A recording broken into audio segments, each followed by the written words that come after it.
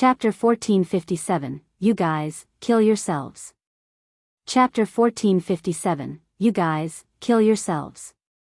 What's going on? Could Desolate Marshal truly be someone blessed with great fortune? That's right. He fought and injured so many experts beneath Enigma Palace, and yet, the mystical guardian beast refuses to kill him?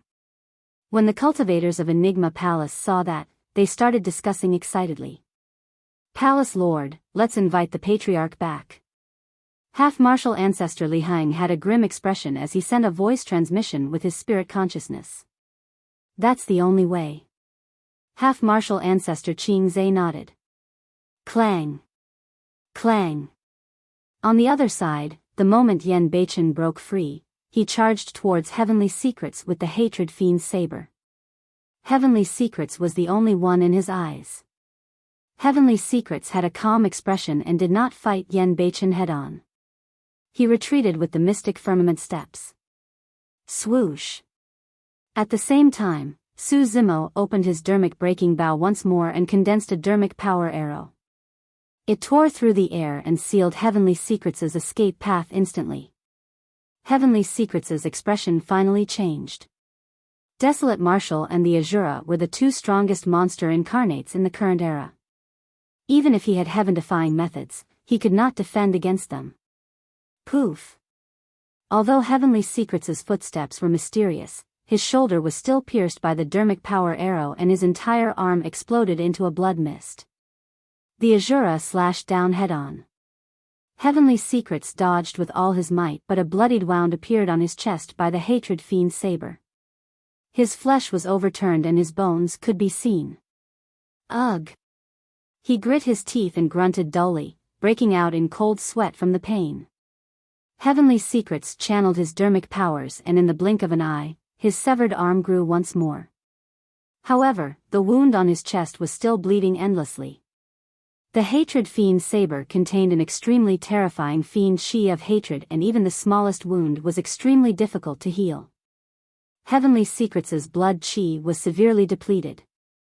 He retreated continuously with a scarlet glint in his eyes. He could barely hold it in any longer. Kill. Right then, Half-Martial Ancestor Qian Tian and Half-Martial Ancestor Divine Turtle Dove charged forward once more. One of them blocked the Asura while the other charged towards Su Zimo. Humph. The Asura slashed in reverse. The Hatred Fiend Chi and Asura Fiend Chi burst forth instantly and sent Half-Martial Ancestor Divine Turtle Dove flying. Half-Martial Ancestor Divine Turtle Dove spat out blood with a dispirited expression. A blood glint shone in the depths of his eyes as well. Clang. Su Zimo drew his dermic breaking bow and fired another arrow. Although that arrow was blocked by the dermic weapon of Half-Martial Ancestor Qian Tian, it could not defend against the terrifying power contained in the arrow. As though he was struck by lightning, the dermic weapon left his hands and the flesh on his arms exploded. His body swayed and he nearly fell from midair. The two Half-Martial Ancestors could not defend against Su Zimo and Yan Beichen's killing power at all. In the blink of an eye, Heavenly Secrets was exposed before Su Zimo and Yan Beichen once more. The blood glint in Heavenly Secrets' eyes gradually appeared and could no longer be concealed. If he did not use the Blood Refinement Fiend's Sutra, he might die here. When he saw that, Su Zimo's expression was cold as he drew the dermic breaking bow once more. He was forcing Heavenly Secrets to use the Blood Refinement Fiend's Sutra because he wanted all the cultivators of Enigma Palace to witness his true colors. Buzz! The bow quivered. A dermic power arrow tore through the air and arrived before Heavenly Secrets instantly. Heavenly Secrets' eyes shone brightly with a blood glint. Suddenly, as though he sensed something, the blood glint in his eyes retracted rapidly. How dare you! An authoritative roar sounded. Immediately after, a gigantic crack appeared in the void beside Heavenly Secrets. It was dark and cold as a palm extended from within and gripped the dermic power arrow. Bang! That indestructible dermic power arrow was crushed by a bare-handed palm. Su Zimo's heart skipped a beat. Right then, a figure walked out slowly from the gigantic crack.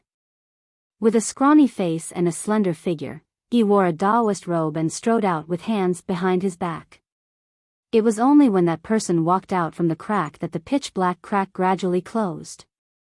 This method definitely surpassed the strength of a conjoint body or even a half-martial ancestor. A Mahayana Patriarch. For example, the reason why the 9 immortal sects, 7 fiend sects and 6 Buddhist monasteries were called super sects was not only because they had ancient inheritances and strong foundations. More than that, it was because those sects had Mahayana patriarchs backing them.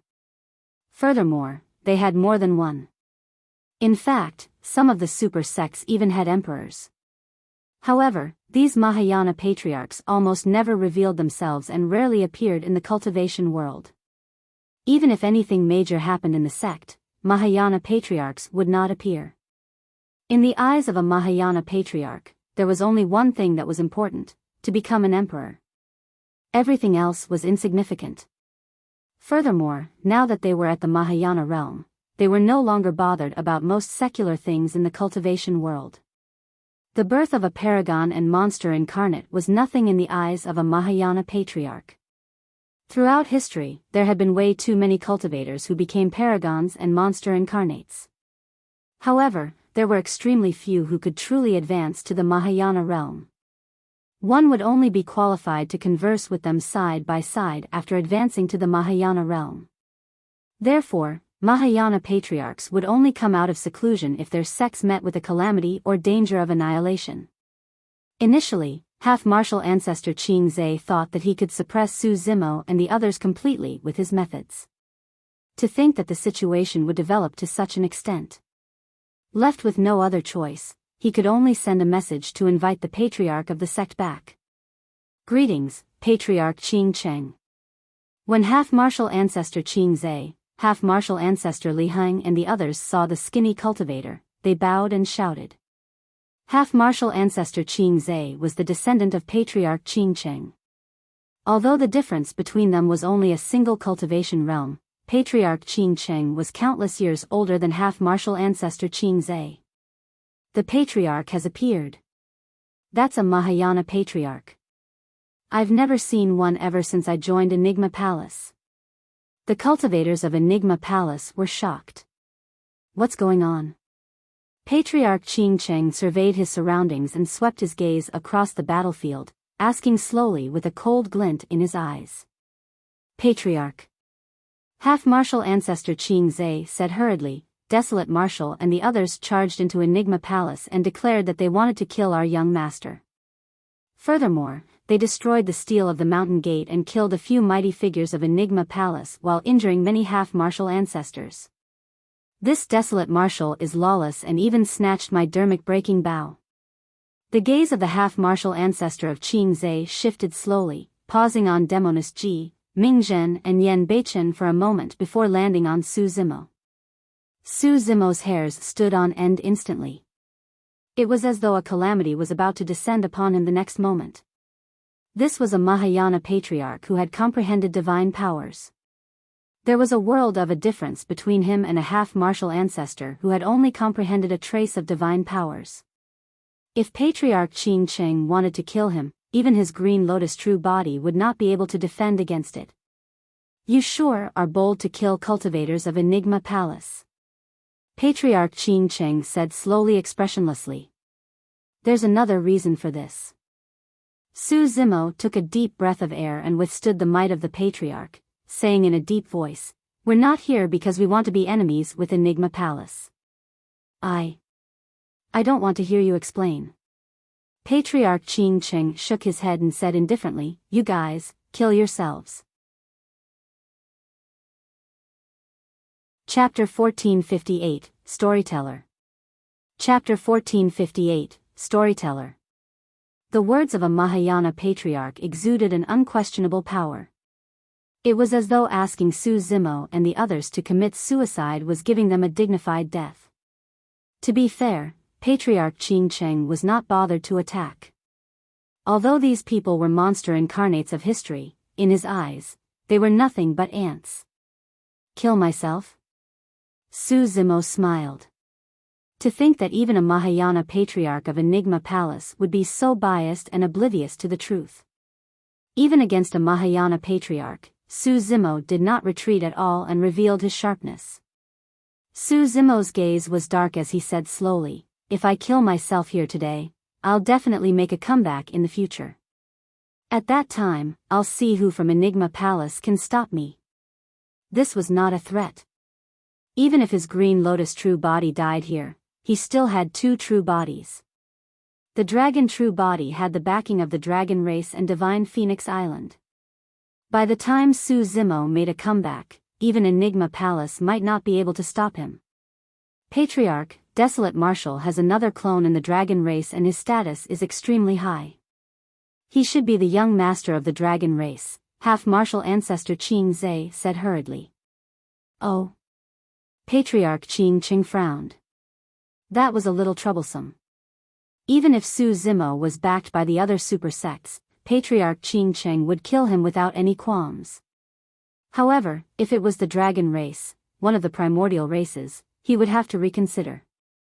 After a moment of silence, Patriarch Qing Qing said indifferently, "I can let you leave, but the three of them still have to die. I don't care what super sects you guys are from.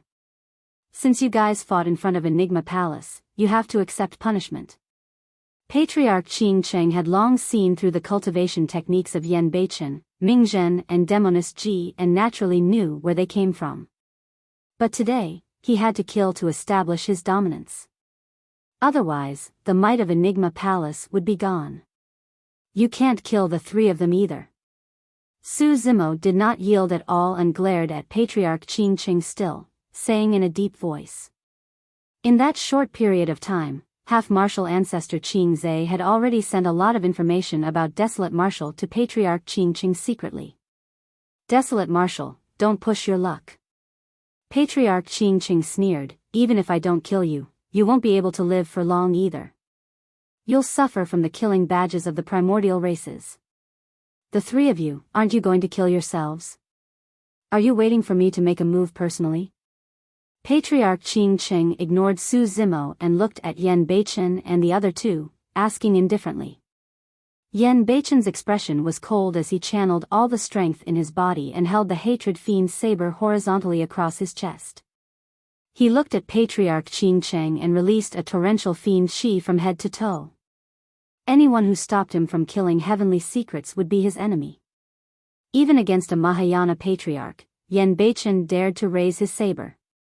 However, under the power of a Mahayana Patriarch, even the simple act of raising the Hatred Fiend's saber seemed to have exhausted all his strength. There was no way he could fight against Patriarch Qing Qing. Fu. Patriarch Qing Qing smiled indifferently. The monster incarnate of this generation sure has some guts. To think that he would dare to raise his saber in front of me. That's good as well. I'll send you to hell so that you can meet that fiend Emperor Hatred. The gaze of Patriarch Qing Qing intensified as he suddenly reached out and grabbed towards Yan Beichen. Ah! When he saw that, Su Zimo reared his head and howled into the skies. Circulating his blood chi to its limits, he broke free from the might of a Mahayana Patriarch and drew his dermic breaking bow once more, condensing a dermic power arrow that was aimed at Patriarch Qing Qing. Yan Beichen was extremely important to Su Zimo. He had once watched Su Hong leave him helplessly. He would definitely not let that scene happen before him again. Swoosh! The dermic power arrow tore through the air and shot towards Patriarch Qing Qing, arriving instantly. The cultivators were shocked. Wasn't Desolate Marshal way too bold? Yan Beichen cultivated the Hatred Sutra and was unable to extricate himself from the hatred. Even though he lost his rationality completely, he merely raised his saber horizontally in front of Patriarch Qing Qing. However, Desolate Marshal actually dared to attack a Mahayana Patriarch. The dermic power arrow was extremely fast. Even Patriarch Qing Qing did not seem to be able to react and did not dodge or defend. He merely turned around slowly and glanced at the dermic power arrow. Boom! The dermic power arrow exploded instantly and dissipated into emptiness, vanishing. With a single glance, that indestructible dermic power arrow exploded. This was the means of a Mahayana Patriarch. This was the power of the Mahayana realm. It was a complete suppression. Patriarch Qing Cheng had a dark expression as he looked at Su Zimo with a chilling gaze. Desolate Marshal, you must be tired of living. You're disrespecting me? Do you really think I won't dare to kill you? The enmity and attention of Patriarch Qing Cheng was shifted towards Su Zimo completely after that arrow as a tremendous might enveloped the latter. Against that might, the Green Lotus true body creaked and his bones felt like they were about to fall apart. Brother Yen, all of you, run. Although Su Zimo was expressionless, he sent a voice transmission secretly with his spirit consciousness in a hurried tone, don't worry about me. I have true bodies elsewhere and I won't die. Foo-foo. Patriarch Qing Cheng laughed mockingly. None of you will be able to leave today. He glared at Su Zimo with a cruel expression. Patriarch Qing Cheng could even hear Su Zimo's spirit consciousness transmission. I can spare your life since you're backed by the dragon race. However, I have to teach you a lesson. He looked at Su Zimo and said indifferently, your cultivation will be crippled today. Before his sentence was finished, Patriarch Qing Cheng patted Su Zimo gently through the void. Swoosh. Although that action was casual, a terrifying gigantic palm appeared in midair and crushed down towards Su Zimo. Before the gigantic palm descended, Su Zimo's body trembled continuously and his 7 orifices bled under the immense pressure. If the cultivation of the Green Lotus true body was crippled, it would be no different from killing him. Suddenly, without any warning, a figure appeared in front of Su Zimo. It was an old man with a Confucian crown on his head and long robes. He had 3 long whiskers on his face and did not have any immortal aura. Instead, he looked like an ordinary person that roamed around the mortal world. Who wants to cripple his cultivation? The old man with the Confucian crown harumphed gently and asked.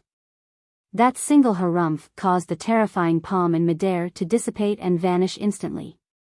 Storyteller. When Su Zimo saw the old man, his heart skipped a beat. Although it was only a back view, he recognized him right away. This old man was the storyteller on the streets of the marketplace and forced back a divine dragon outside the capital of Great Zhou. The moment the storyteller appeared, 3 figures leaped out from the divine dragon laying dormant at the side and shouted as well. Old man, you're finally back. I've missed you so much. After a long time, Lin Xuanji dashed over with reddened eyes and tears streaming down his face. Little Fatty and Shi Jian followed behind and stumbled over. Chapter 1459, Bow of the Patriarch. Chapter 1459, Bow of the Patriarch. Lin Xuanji's tears were earth-shaking and those who did not know better would have thought that something bad had happened. The storyteller's face darkened. The moment Lin Xuanji arrived, he raised his leg and kicked the ladder back. This action did not have the slightest bit of the demeanor of an expert and it was like a fight between mortals in the marketplace. No matter what, there was nothing strange about the storyteller. That kick gave little Fatty and Shi Jian a shock. Fuck. Lin Xuanji staggered from the kick and nearly fell from midair. He could not help but grumble, old man, why did you kick me? Stop pretending. The storyteller pouted his lips. He had completely seen through Lin Xuanji's poor acting skills. With an embarrassed expression, Lin Xuanji wiped away the tear droplets on his face and coughed gently. Although those tears were fake, my longing for you truly extends to the depths of heaven and earth. Humph. The storyteller sneered and glanced askance at Lin Xuanji, saying in disdain, without even having to divine, I can tell from your sorry state that you were set up by others just by thinking with my bum. Little Fatty and Shi Jian were dumbfounded at the side. This old man truly has no boundaries with his words and he's even more incredible than Lin Xuanji. He compared his brains to his bum? That's the help that Lin Xuanji sought for? No matter how I look at it, he doesn't seem like an expert. The two of them exchanged glances and muttered internally. Look at you. The storyteller did not seem like he was going to let things go as he scolded, You must have forgotten everything I taught you. The only thing you know to do when you're bullied is to ask me to come back and clean up your mess. I even feel ashamed for you. No matter how thick Lin Xuanji's skin was, he could not withstand the lecture of the storyteller and his face flushed red. Old man, stop it. The veins on Lin Xuanji's neck popped out as he could not help but argue. I've been locked up for many years and had no intention of asking you for help. If this matter wasn't so serious, I wouldn't have called you back. How dare you talk back? As though he had not heard Lin Xuanji mention that something serious was going on, the storyteller mocked instead. You sure are a fucking embarrassment to be locked up by others for many years. Fuck. Lin Xuanji was at a loss and his face turned purple, wanting nothing more than to dig a hole and hide in it. None of the cultivators present dared to interrupt. This old man did not look decent at all. However, everyone could clearly see that when the old man appeared, he merely harumphed casually and blocked the attack of Patriarch Qing Cheng. Furthermore, although the old man was spouting nonsense, Patriarch Qing Cheng did not express anything. Naturally, nobody would jump out foolishly instead. Initially, there was a tense situation in front of Enigma Palace. After the storyteller appeared, the tension in the air eased significantly as he scolded Lin Xuanji continuously with a spectrum of terms. Lin Xuanji frowned and shivered in anger. He did not even dare to retort now. Every single sentence he refuted was met by 10 replies from the storyteller. At the side, Demoness Ji covered her mouth and chuckled. She could not take it anymore and smiled. Senior, there's so many people watching. Give him some face. Demoness Ji's words were also a reminder for the storyteller to settle the situation before him. Humph. The storyteller harumphed and said reluctantly, since Founder Master Ling Long's successor is pleading for mercy, I'll let you off temporarily this time round. Oh, my dear benefactor. Lin Xuanji felt as though he had been pardoned. This time round, he was truly moved to tears as tears streamed down his face. He wanted nothing more than to run to Demoness Ji and kowtow to her. Su Zimo heaved a sigh of relief as well. In that short period of time, his head throbbed in pain. Greetings, Senior. I'm Desolate Marshal. Su Zimo hurried before the storyteller and bowed. Fufu, we meet again. Earlier on, the storyteller had a disdainful expression towards Lin Xuanji. However, in the blink of an eye, his expression changed as he nodded towards Su Zimo with a pleasant expression. Creak. Creak. Lin Xuanji clenched his fists and ground his teeth in anger. The attitude of the storyteller towards Su Zimo caused the hearts of everyone from Enigma Palace to skip a beat.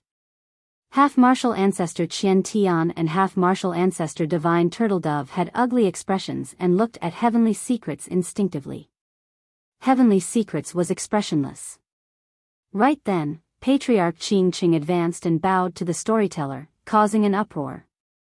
Not many cultivators of Enigma Palace knew of the storyteller's identity, let alone outsiders. But now that even Patriarch Qing Cheng had to bow down, just who was this storyteller? Or rather, what was his cultivation realm?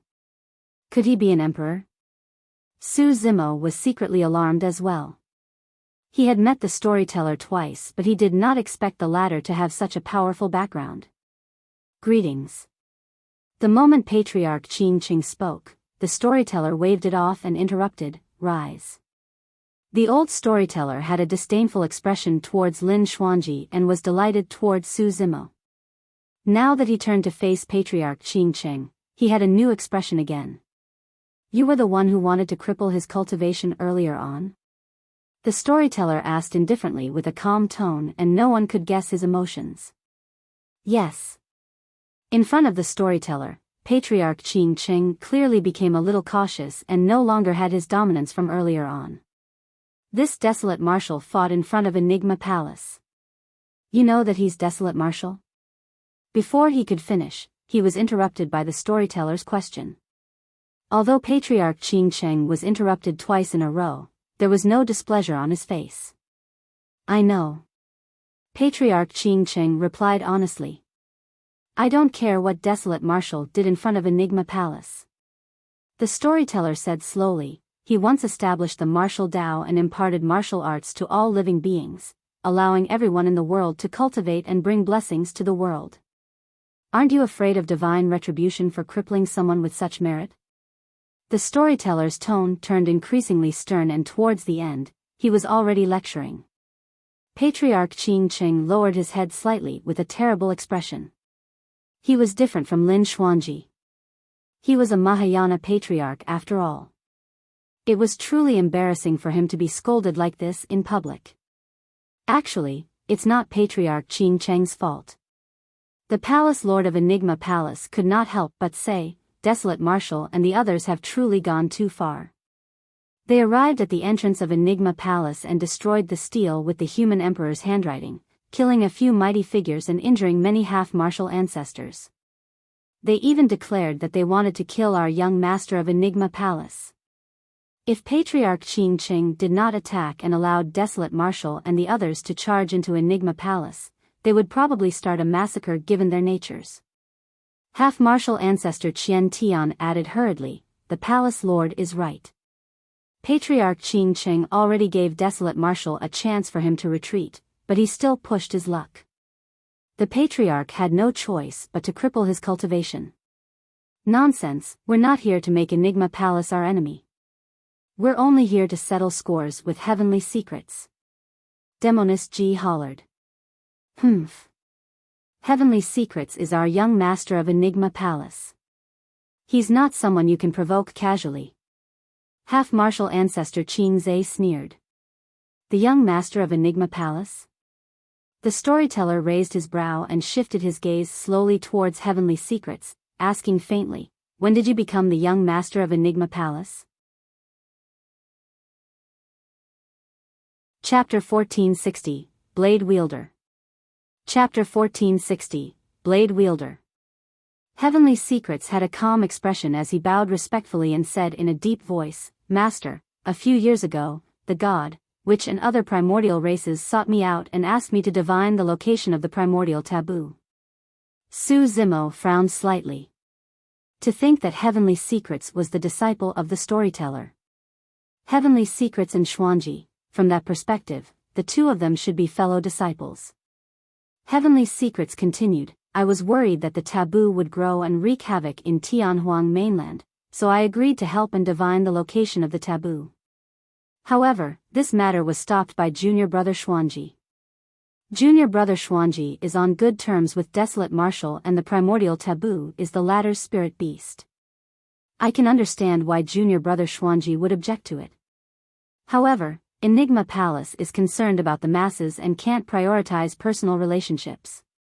As such, I reported this to the Palace Lord and the other elders for them to make a decision. When he heard that, Lin Xuanji could not help but stifle a chuckle and mock. The primordial races were the ones who wreaked havoc in Tianhuang mainland back then. Why are you still working with them? Why don't you go and kill them instead? Junior brother, I know that you harbor resentment, but I'm not to blame for imprisoning you. Heavenly Secrets said indifferently with a calm expression. At that moment, half-martial ancestor Qing Zhe coughed gently. At that time, I discussed with the elders and indeed, the threat of the taboo was greater. Therefore, I asked Heavenly Secrets to join forces with the primordial races to eliminate that hoe for the time being. Since Lin Xuanji was insistent on objecting, we imprisoned him temporarily and allowed Heavenly Secrets to become the young master so that he can interact with the primordial races and plan this matter. The establishment of the young master is in line with the palace rules and was decided through a discussion between the elders of the palace. Yes. The storyteller nodded, still expressionless. Very well, there doesn't seem to be any problem. After a brief pause, he shifted his gaze towards Heavenly Secrets and asked indifferently, however, what's up with the blood refinement fiend sutra that you're cultivating? Swoosh, swoosh, swoosh. Many gazes landed on Heavenly Secrets instantly. Many cultivators were shocked. Earlier on, they did not take Su Zimo's words seriously at all. But now that the storyteller said that, there could be no mistake. The young master of Enigma Palace had cultivated the Blood Refinement Fiend Sutra. Even half-martial ancestor Qingzai, half-martial ancestor Li Heng and the others looked at heavenly secrets in disbelief and frowned. Among everyone, half-martial ancestor Qian Tian and half-martial ancestor Divine Turtle Dove did not have much of a reaction. Instead, there was a hint of panic in their eyes. Heavenly secrets, did you really cultivate that fiend technique?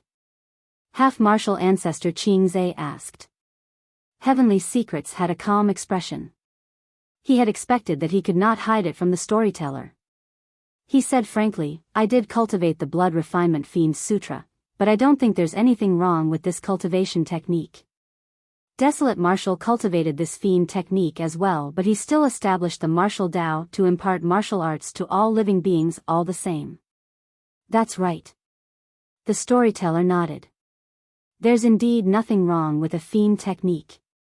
The key lies in the people who cultivated it. When Desolate Martial cultivated it, he saved countless humans in Myriad Phenomenon City. What is your purpose for cultivating it? Master, I didn't use it to do anything outrageous. Heavenly Secrets displayed a strong mental fortitude against the storyteller's question and explained in a deep voice without any panic. You're involved in Qin Pianran's death, right? The storyteller asked indifferently.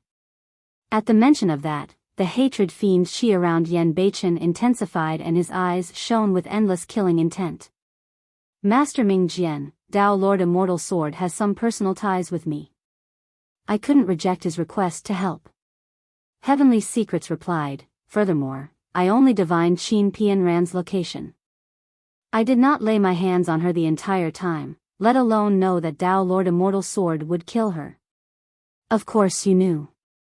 The storyteller said, moreover, you knew in your heart that with Qin Pianran's death, Yan Beichen will definitely turn into a fiend and become this generation's fiend Emperor Hatred. Your target was not Qin Pianran the entire time, but Yan Beichen. You wanted the birth of a true Asura so that he could be the first blade in your hands. Yan Beichen was stunned and his expression changed indeterminately. From time to time, he would frown and his features would contort, as though he was in immense pain. So, right from the beginning, he was someone else's chess piece. Pianran's death was entirely because of him. His fate was not in his control at all. Heavenly Secrets was silent. The storyteller continued, the so-called worry of the taboo wreaking havoc in Tianhuang mainland was merely an excuse. After all, the taboo would become the second blade in your hands. You merely had a single motive for capturing Night Spirit instead of killing it. You wanted to lure out your third blade, Desolate Martial. Your fourth blade was the major sects and factions of the cultivation world. Your fifth blade was the primordial races. The storyteller said slowly, and you, Heavenly Secrets, are the blade wielder behind this. All you had to do was gather the 5 blades at Heaven and Earth Valley to create a wanton massacre. At that time, Heaven and Earth Valley would be filled with mountains of corpses and rivers of blood. No matter which blade was snapped, it won't affect you at all. That's because you'll already be the biggest winner and Heaven and Earth Valley would become the best place for you to cultivate the Blood Refinement Fiend Sutra. Those words were earth-shaking. The cultivators were dumbfounded in shock. Even Demonist Ji, Mingzhen and Lin Xuanji were astounded with widened eyes. Although they had heard about the battle at Heaven and Earth Valley, they did not know that there was a blade wielder manipulating everyone's fates behind the scenes. Even Desolate Martial was his chess piece. Su Zimo sighed internally. Initially, he had the same speculation, but he was still unsure about many things. Now that the storyteller had explained it so clearly, he truly understood the entire situation. Heavenly Secrets was indeed terrifying. If not for Monk Daming, Su Zimo would have been a chess piece abandoned and sacrificed by Heavenly Secrets. What great expense you went through. The storyteller nodded as well and sighed. Even though the storyteller explained everything, Heavenly Secrets still smiled indifferently without any panic in his eyes. He was frighteningly calm. Heavenly Secrets smiled gently. Master, you're wrong. I didn't refine a single drop of Heaven and Earth Valley's bloodline. That's right. At the mention of this, the storyteller shook his head as well and lamented, "Man proposes but God disposes. You've planned everything but you never expected that you would become the sixth blade in the hands of others." Those words pierced into Heavenly Secrets' chest like a thorn. Up till this point of his cultivation, he had planned flawlessly and had never made such a huge mistake. The smile on Heavenly Secrets' face gradually vanished. It was only at that moment that a hint of anger and indignance flashed through his eyes. However, they vanished without a trace in the blink of an eye. In Chinese, his name is Tianji. Chapter 1461, A Chance. Chapter 1461, A Chance. Suddenly, Heavenly Secret smiled. "Master, at the end of the day, all of this is just your speculation. You can't possibly want to punish me just because of some guesses, right? Very good. As expected of my disciple." The storyteller nodded with a mocking expression. Su Zimo frowned slightly as well. Heavenly Secrets was not wrong. Although what the storyteller said was the truth, it was only his speculation after all. If he wanted to punish Heavenly Secrets in front of everyone just because of some guesses, it would truly be unconvincing. Heavenly Secrets smiled gently. "I didn't kill anyone during the Battle of Heaven and Earth Valley. My hands were clean." Although Heavenly Secrets was defeated, it was not to the extent of a complete defeat. As he had said, even if he set up such a huge scheme and plotted against everyone, his hands were not tainted by a single drop of blood. "Master, I have nothing to say if you want to punish me. However, I'm indignant if it's just based on your speculation." Heavenly Secrets bowed deeply to the storyteller and said nothing more. "I did not harm anyone. If I'm punished, I'm sure the cultivators of the sect will be disheartened by this outcome as well." That's right, it's not entirely Heavenly Secrets' fault for joining forces with the primordial races as well. It was also an outcome decided after a discussion between us elders. Elder Qian Tian and Elder Divine Turtledove stood out to plead for mercy for Heavenly Secrets. Su Zimo sighed internally. This was indeed a problem for the storyteller. After all, there was a master-disciple relationship between the two of them. Even the storyteller would not be able to bear the thought of punishing him with some mere guesses. The storyteller gazed into the distance and remained silent for a long time before saying slowly, naturally, "I'm not going to punish you for your crimes." Heavenly Secrets smirked, as though he had expected this outcome. He knew his master way too well. The fact that he dared to do such a thing meant that he had predicted everything. Even the storyteller was part of his plans. After a brief pause, the storyteller changed the topic. "However, I've once told you guys that as disciples of Enigma Palace, you should not get embroiled in the strife of the cultivation world. If you get into trouble, settle it yourself. I won't help you. I wouldn't dare to forget your teachings, Master." Heavenly Secrets replied respectfully in a deep voice. "Since you've caused trouble today, go and settle it yourself. No one from Enigma Palace is to interfere." The storyteller said indifferently. Su Zimo was stunned. Although the storyteller took into account their relationship as master and disciple, he did not express favoritism. Instead, he gave Heavenly Secrets a chance. Of course, it was also a chance for Yen Beichen. "Asura, what do you think?" the storyteller asked. "Thank you for granting my wish, Senior." Yen Beichen's voice was cold and his eyes shone fiercely. On the other hand, Heavenly Secrets was extremely calm as he said in a deep voice, "Master, I seek a fair opportunity. This will be a one-on-one fight.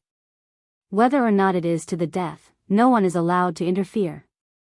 Heavenly Secrets' words were also a reminder for Su Zimo and the others to not help. "Don't worry, I won't punish you if you can survive the Asura's saber. However, I won't save you if you encounter danger either." The storyteller said, "This battle will end the grudges.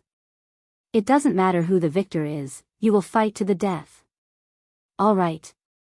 Heavenly Secrets smiled gently and agreed readily without any fear in his eyes. As though he recalled something, Su Zimo frowned slightly and hesitated to speak. However, on second thought, even if he said it, Yan Beichen would not care given his personality. After all, he had waited for this moment for far too long.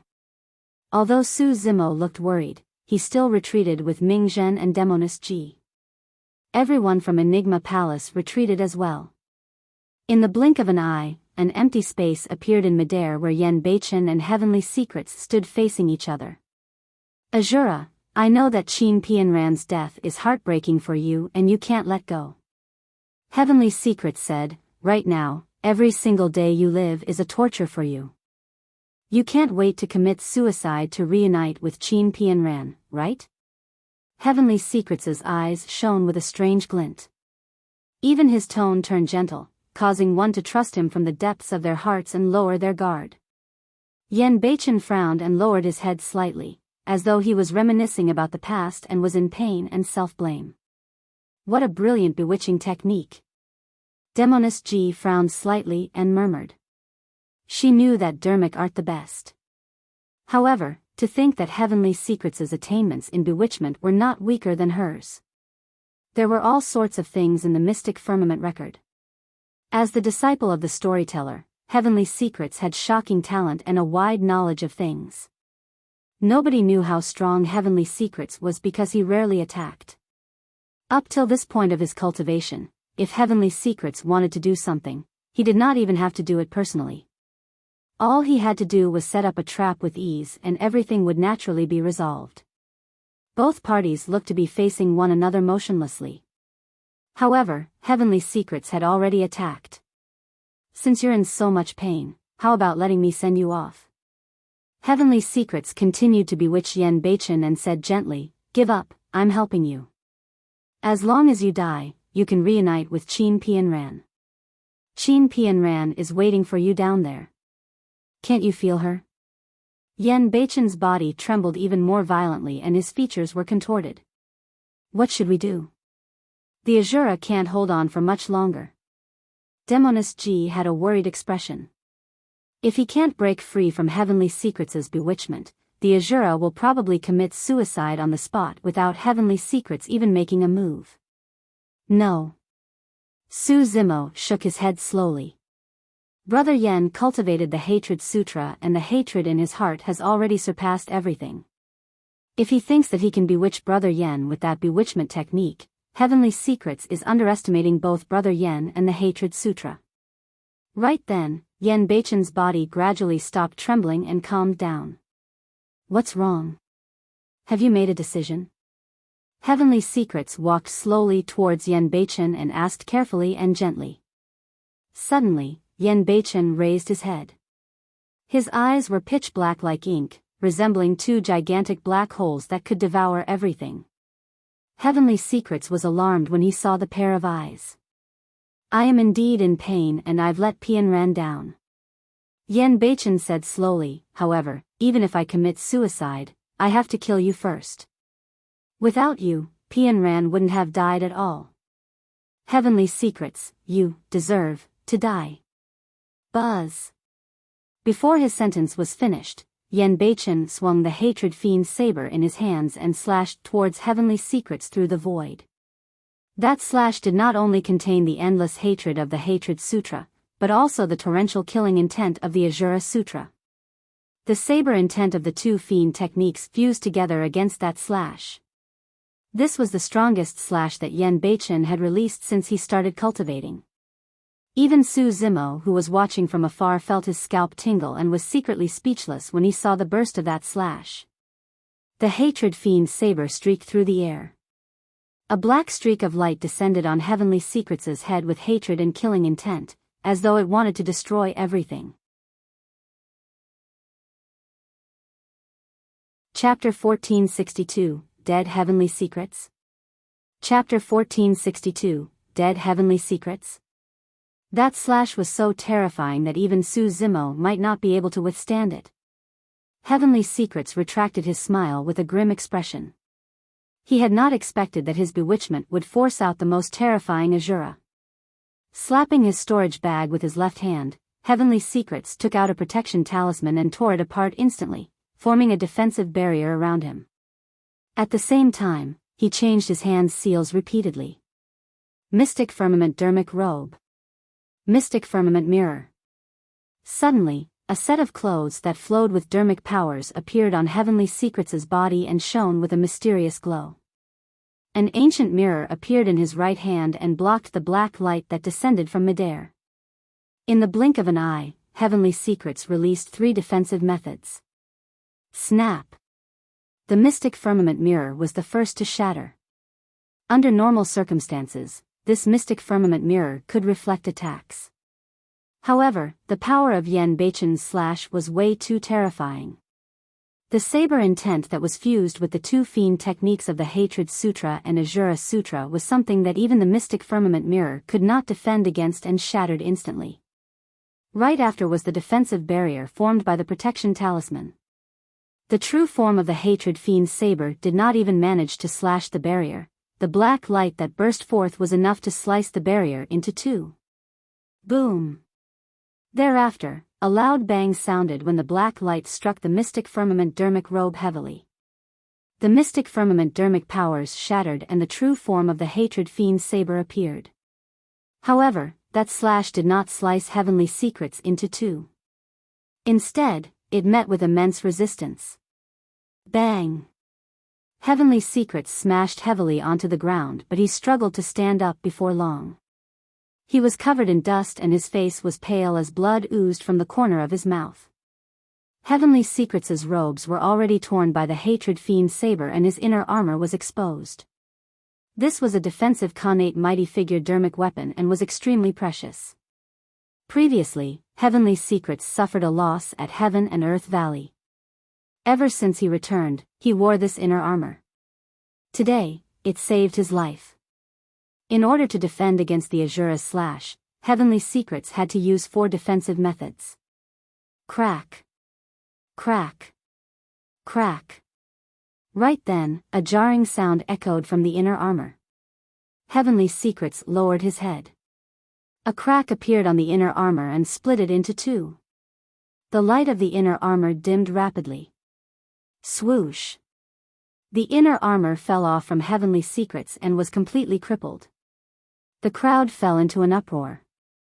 That slash destroyed a Khanate mighty figure dermic weapon. Well. Heavenly Secrets nodded slowly. As expected of the weapon of the Fiend Emperor Hatred. To think that it would possess such sharpness even after being sealed for so many years. However, Asura, can you still release a saber intent as such? Heavenly Secrets sneered. The combination of the 2 saber intents was not inferior to the thousands of heaven-slaying sword chi that Su Zimo released instantly. It took a huge toll on his essence spirit. It was impossible for him to release a second slash within a short period of time. Heavenly Secrets had long seen through Yen Beichen's facade and smiled. Asura, you won't be able to hold on for much longer. That slash had already expended everything you have. When Yen Beichen arrived before Enigma Palace, he was trapped in the exquisite killing formation and nearly died. By the time he came out, he was already covered in injuries. However, he did not recuperate at all and fought against Heavenly Secrets with his injured body. Up till this point of the battle, his injuries had worsened. The only thing that kept him on was a strong determination and hatred. Of course, Heavenly Secrets' situation was also terrible. Yen Beichen pursed his lips without saying anything and continued charging over. His footsteps were already staggered, but his gaze was fixed on Heavenly Secrets without shifting at all. Heavenly Secrets held his folding fan. The 2 of them fought once more. Blood splattered everywhere as the figures intertwined. Yen Beichen was fighting with his life and wanted to kill Heavenly Secrets even at the risk of being severely injured. This method of fighting restricted Heavenly Secrets. His folding fan smashed towards Yen Beichen's head. However, Yen Beichen did not even look or defend. Instead, he slashed in reverse towards Heavenly Secrets' glabella. In less than a dozen breaths, Yen Beichen gained the advantage once more. However, the 2 of them had expended too much of their stamina, dermic powers, and blood chi up till this point of the battle and were left with almost nothing. This battle was no longer just about technique and strength. Instead, it was a competition of psychology and willpower.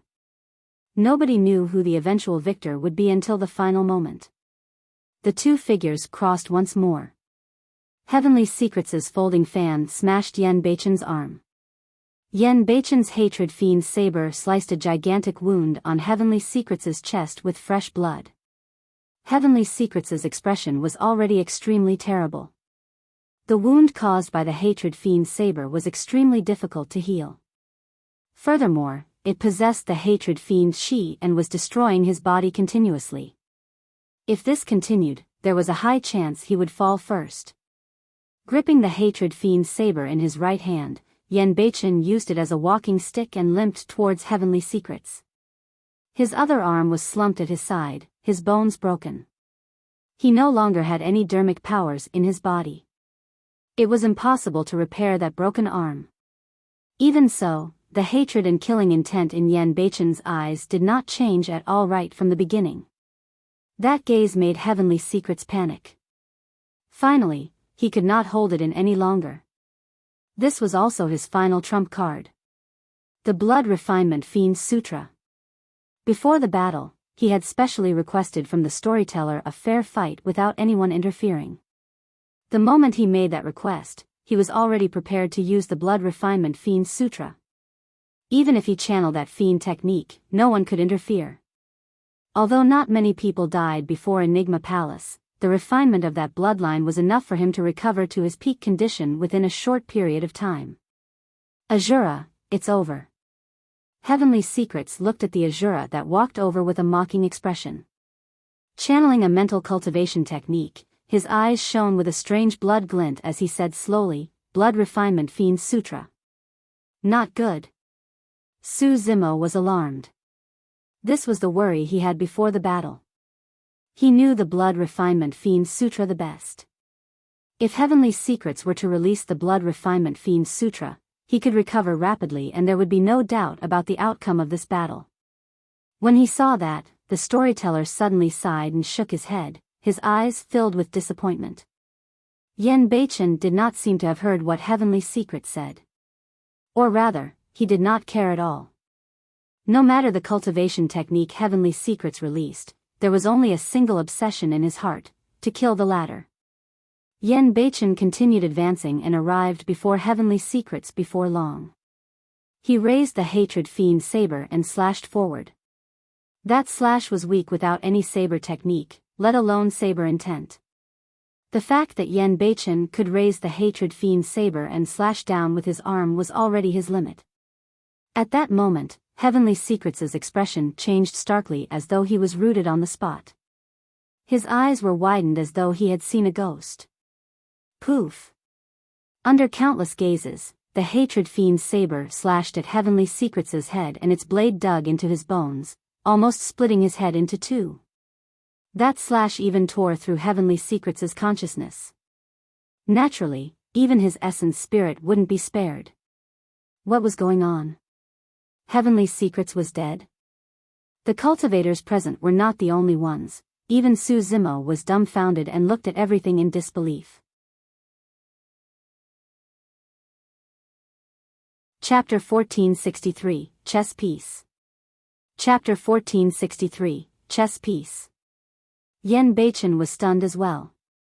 Even he had not expected that his slash could kill Heavenly Secrets.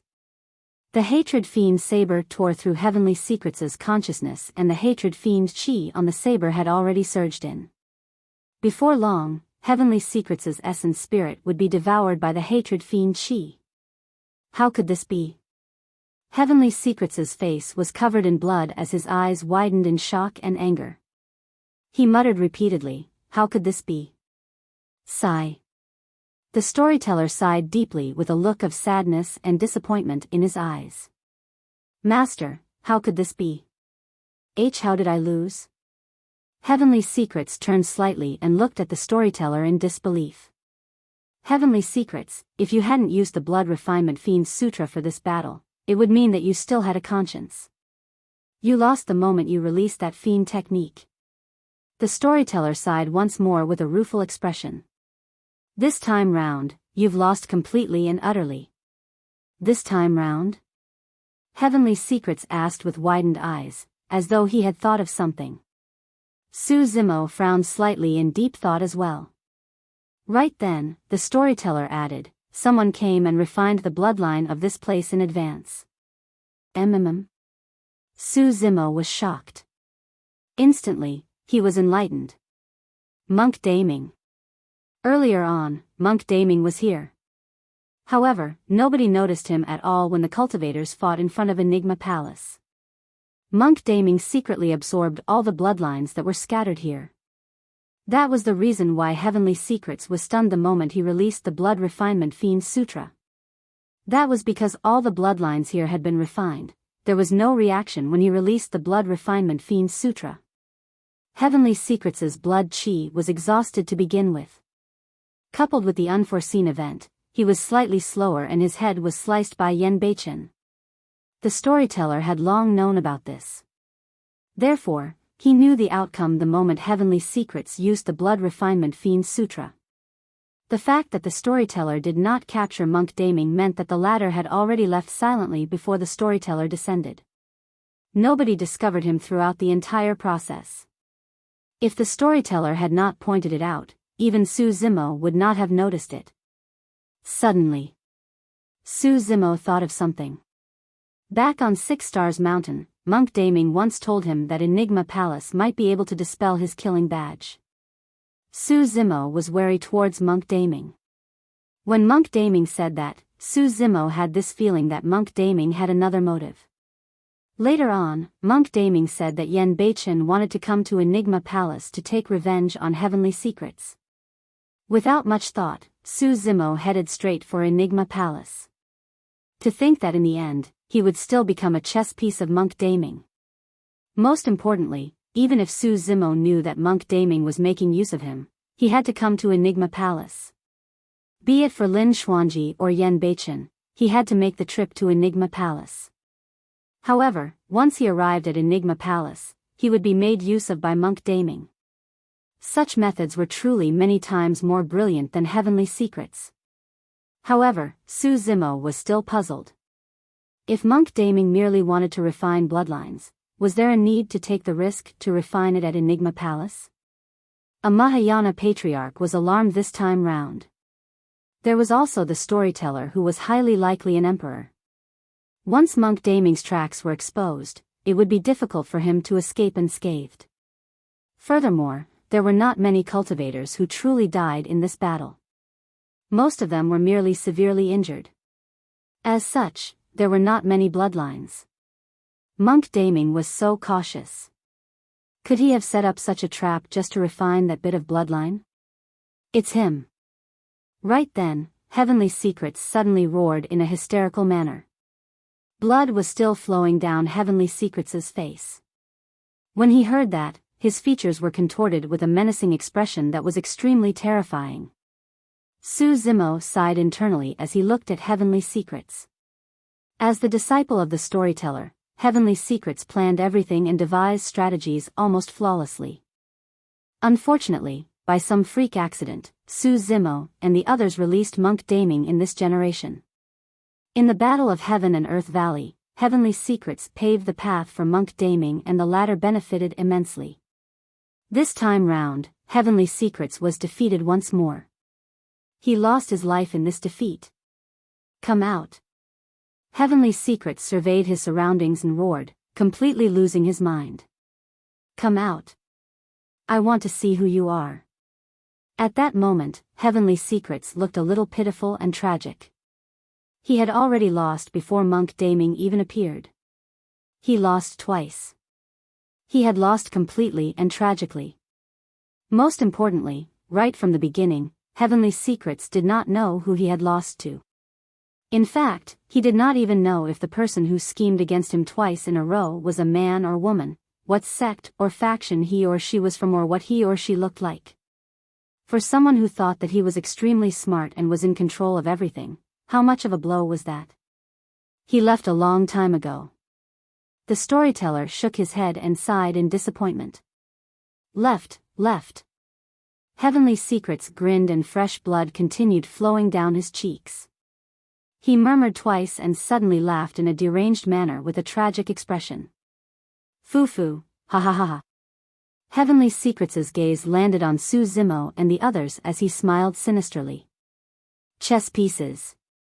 You're all chess pieces. Even though he's so powerful, he's nothing but a chess piece for someone else as well. Him. You. All of you. He pointed at Su Zimo, Yen Beichen, and even the Storyteller and grinned. None of you can escape. Your fates have long been decided. Ha ha ha. Yen Beichen could not listen to it any longer. After resting for a while, he recovered some strength and slashed once more, splitting Heavenly Secrets' head into two. Heavenly Secrets' laughter stopped abruptly. His essence spirit was also shattered by the hatred fiend saber and was destroyed on the spot. Thump.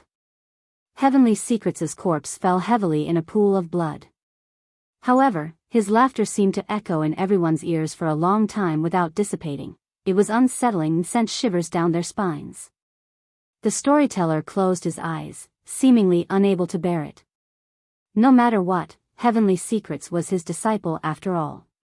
He was filled with guilt and self-blame for the state the latter was in today. Lin Xuanji no longer had his usual cheeky attitude and had a grim expression. He could not help but recall the scenes when he was young and often pestered Heavenly Secrets to play with him. At that time, everything was carefree and warm. No matter what they played, Heavenly Secrets could beat him with ease. Even in terms of cultivation realm, Heavenly Secrets was far superior to him and had entered the conjoint body realm long ago. The Storyteller had a total of 4 disciples and Heavenly Secrets was the most outstanding no matter which aspect he compared them from. To think that he would die in front of Enigma Palace today. Pianran, did you see that? The indignance in Yen Beichen's heart was instantly relieved after Heavenly Secrets was killed. He knelt down and looked up into the skies, saying in a daze, I've killed all the enemies who murdered you. I didn't let any of them off.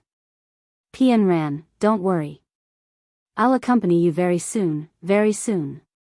After saying that, Yen Beichen could no longer hold on and fell to the ground with a thud, unconscious. He was already exhausted and covered in injuries. The reason why he could last till now was all because of Heavenly Secrets. Now that Heavenly Secrets was executed, he could not hold on either and fainted. Chapter 1464, Gift Bow. Chapter 1464, Gift Bow. Brother Yen. Worried, Su Zimo arrived beside Yen Beichen in a flash and took out a few elixirs from his storage bag, stuffing them into Yen Beichen's mouth forcefully. The Storyteller tapped his finger gently and a divine light entered Yen Beichen's body. Yen Beichen's injuries stabilized rapidly. He's fine, merely severely injured. Now that he got his revenge, the tension in his mind was released and thus he was temporarily knocked out. The Storyteller said, given his bloodline, he only needs to recuperate for a few days and will recover mostly. Unless he commits suicide, it's difficult for the successor of the Fiend Emperor Hatred to die. His injuries are not external, but internal. The Storyteller said meaningfully. Su Zimo understood. Yen Beichen's true injury was in his heart. Initially, he felt extremely guilty and remorseful. Living in pain every day, the only thing that supported him to survive was revenge. Now that Yen Beichen had taken his revenge and lost his obsession, there was a high chance that he would commit suicide like the Fiend Emperor Hatred. In a while, stay in Enigma Palace for a few days with him. The Storyteller said, you can try and talk sense into him when he's awake. Thank you, Senior. Su Zimo expressed his thanks hurriedly. Today, Yen Beichen charged into Enigma Palace and even killed half-martial ancestors of Enigma Palace. However, instead of blaming Yen Beichen, the Storyteller retained him. His bearing and magnanimity was something that the other cultivators of Enigma Palace could not compare to. Half-martial ancestor Qing Zhe frowned and took a step forward, as though he wanted to say something. Patriarch Qing Qing glared at him and shook his head gently. Half-martial ancestor Qing Zhe was alarmed and retreated hurriedly. Su Zimo supported Yan Beichen up first and handed him to Ming Zhen to take care of. He then came before the storyteller and bowed deeply. I was rude today and barged into Enigma Palace, fighting all the cultivators here. Please forgive me, Senior. It's nothing much. There's a reason for it, so you're not to blame. The storyteller did not have any intention of blaming him. Instead, he smiled and said, furthermore, you've already been very restrained compared to the battle at Heaven and Earth Valley. Actually, not many people had truly died up till this point of the battle.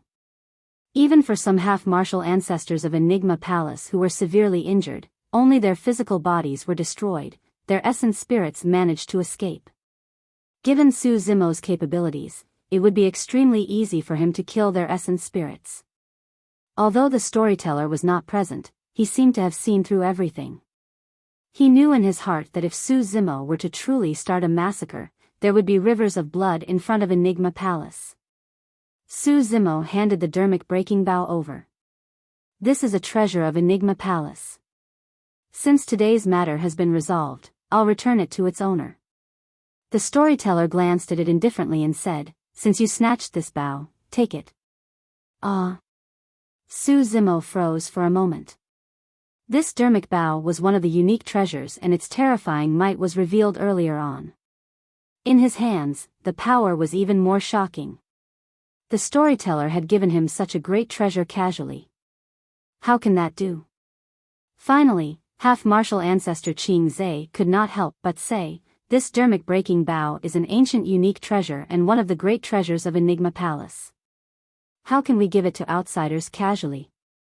You still have the cheek to say that? The storyteller sneered, since you can't even protect the dermic-breaking bow and let someone snatch it away, it proves that the bow is nothing in your hands.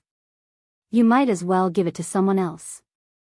Even if it's given to others, it can't be Desolate Martial. Half-martial ancestor Qing Zhe's face flushed red as he argued, Desolate Martial just killed a conjoint body mighty figure of our palace and severely injured several half-martial ancestor experts. If we give him the dermic-breaking bow, wouldn't the cultivators of the palace be disheartened? Disheartened? The storyteller sneered once more. What's more disheartening than having an incapable palace lord who can't differentiate between right and wrong? Half-martial ancestor Qing Zhe shuddered. The storyteller's gaze landed on half-martial ancestor Qing Zhe and the others as he said coldly, you guys are truly promising. The outcome of a group of you discussing was to join forces with the primordial races. That's akin to asking a tiger for its skin. A primordial taboo is a reason for you guys to join forces with the primordial races? You guys have truly forgotten about your roots. Damn it. The storyteller's tone was extremely stern and his gaze eventually landed on half-martial ancestor Qing Zhe. Qing Zhe, you're useless and can't tell between right from wrong, twisting the facts. From this day forth, you shall relinquish your position as the palace lord and reflect on your mistakes on your own. Without my orders, you're not to come out of seclusion. The crowd fell into an uproar. Nobody expected that the position of the palace lord of Enigma Palace of half-martial ancestor Qing Zhe would be removed because of this battle. That punishment was extremely severe. Isn't this punishment a little overboard? Patriarch Qing Cheng frowned slightly and whispered. How can we blame this on fellow Daoist Qing Zhe? Half-martial ancestor Qian Tian stood out and looked at the storyteller. Although you're this generation's storyteller of Enigma Palace and have an extraordinary status, you can't be so unreasonable, right? Su Zimo's heart stirred. From the tone of half-martial ancestor Qian Tian, it seemed like the status of being a storyteller was far from simple. Half-martial ancestor Divine Turtle Dove nodded as well. Desolate Martial and the others attacked our sect today and demanded for one of ours. We had no choice but to fight. No matter what, for today's matter, Desolate Martial and the others were the ones who were rude first. Foo-foo. The storyteller sneered, I've been playing with the mortal world and haven't returned to the palace for a long time. I've got to thank Desolate Martial this time round. If not for their antics, I wouldn't have known that Enigma Palace would have been reduced to such a state. Enigma Palace sure is a motley place right now. All sorts of troublemakers have popped out for this battle. There was a cold killing intent in the storyteller's tone. Both half-martial ancestor Qian Tian and half-martial ancestor Divine Turtle Dove felt guilty and their gazes flickered. They no longer argued and remained silent. That's not all. The storyteller's expression was cold and he no longer had the cheeky attitude from earlier on as he said slowly, "That girl is the successor of Founder Master Ling Long. Even I won't hurt her. Yet, you guys tried to kill her?" Half-martial ancestor Qing Zhe, half-martial ancestor Li Heng and the others lowered their heads and did not dare to speak. Indeed, they were in the wrong for this matter. After obtaining Fairy Ling Long's inheritance, Demoness Ji's status was even nobler than the Palace Lord of Enigma Palace. Nobody from Enigma Palace could hurt her. Their attack was equivalent to the greatest disrespect to Founder Master Ling Long. Demoness Ji had a ball of pent-up anger in her heart. Now that she heard the storyteller's words, her anger vanished instantly as she could not help but laugh. Bowing to the storyteller, she said, "Senior, thank you for helping me vent my anger." "It's nothing." The storyteller waved it off. "Senior, I'm fine. Let's forget about today's matter." Demoness Ji did not want to sow grudges with most of the experts of Enigma Palace over such a small matter either. "No worries." The storyteller shook his head. "Today's matter isn't over yet." The old storyteller's gaze landed on half-martial ancestor Qian Tian and half-martial ancestor Divine Turtle Dove as he asked coldly, "When did you guys learn the Blood Refinement Fiend Sutra, huh?" Chapter 1465, Decisive to Kill. Chapter 1465, Decisive to Kill. The expressions of half-martial ancestor Qian Tian and half-martial ancestor Divine Turtle Dove changed starkly. The expressions of half-martial ancestor Qing Zhe, half-martial ancestor Li Heng and the others changed slightly as well. All of them turned to look at the two half-martial ancestors in disbelief. The expressions of the two half-martial ancestors, Qian Tian and Divine Turtle Dove, were terrible and unpredictable. In front of the storyteller, they did not even have the courage to lie. "We did cultivate this fiend technique, but that's nothing much, right?" Half-martial ancestor Qian Tian forced a smile and explained, "Enigma Palace covers a wide spectrum of knowledge and we don't belong to any immortal, Buddhist or fiend sections. There's no lack of cultivation technique from the fiend sects in our sect as well. Other fiend techniques are nothing much, but don't you guys know what sort of a cultivation technique the Blood Refinement Fiend Sutra is?" The storyteller's gaze was sharp as he said coldly, "Don't you guys know how much of a catastrophe that fiend caused in Tianhuang mainland 40,000 years ago? Once you're tainted by this fiend technique, you'll sink into it. Given your natures, can you control it?" Under the pressure of the storyteller, half-martial ancestor Qian Tian and half-martial ancestor Divine Turtle Dove were already drenched in cold sweat and did not dare to say anything. "Speak. Who imparted this fiend technique to you guys?" The storyteller asked slowly. "Heavenly Secrets." Heavenly Secrets was the one. Half-martial ancestor Divine Turtle Dove could not withstand it and was the first to speak.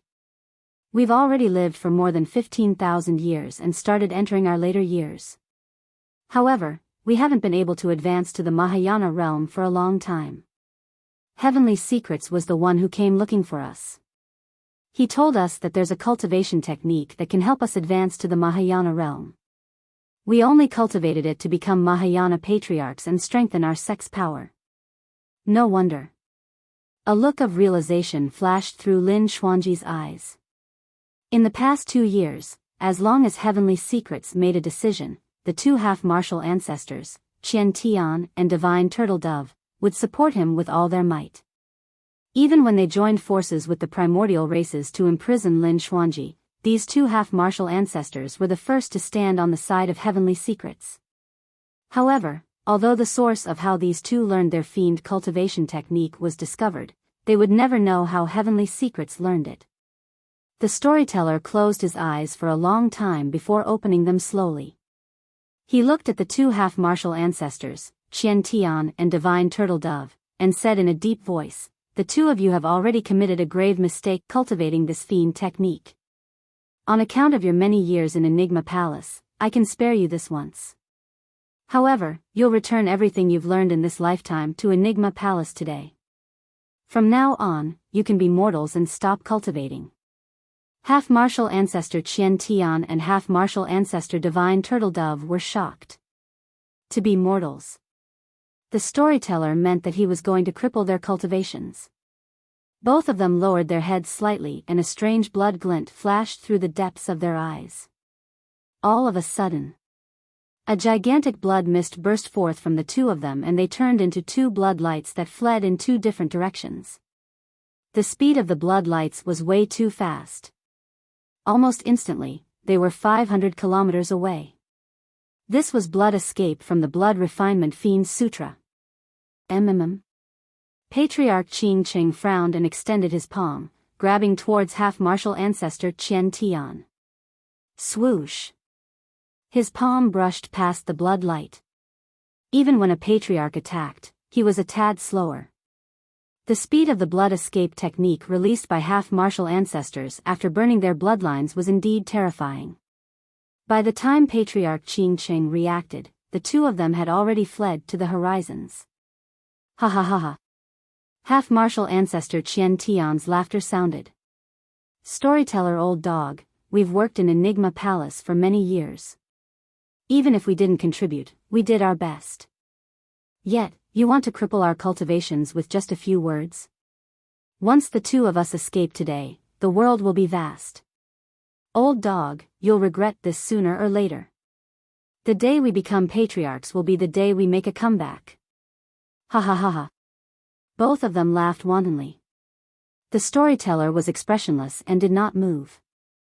Suddenly, he reached out with both palms and yanked in the direction where the two of them were escaping. The feeling was as though he was trying to pull the two half-martial ancestors back from 500 kilometers away. A strange power spread.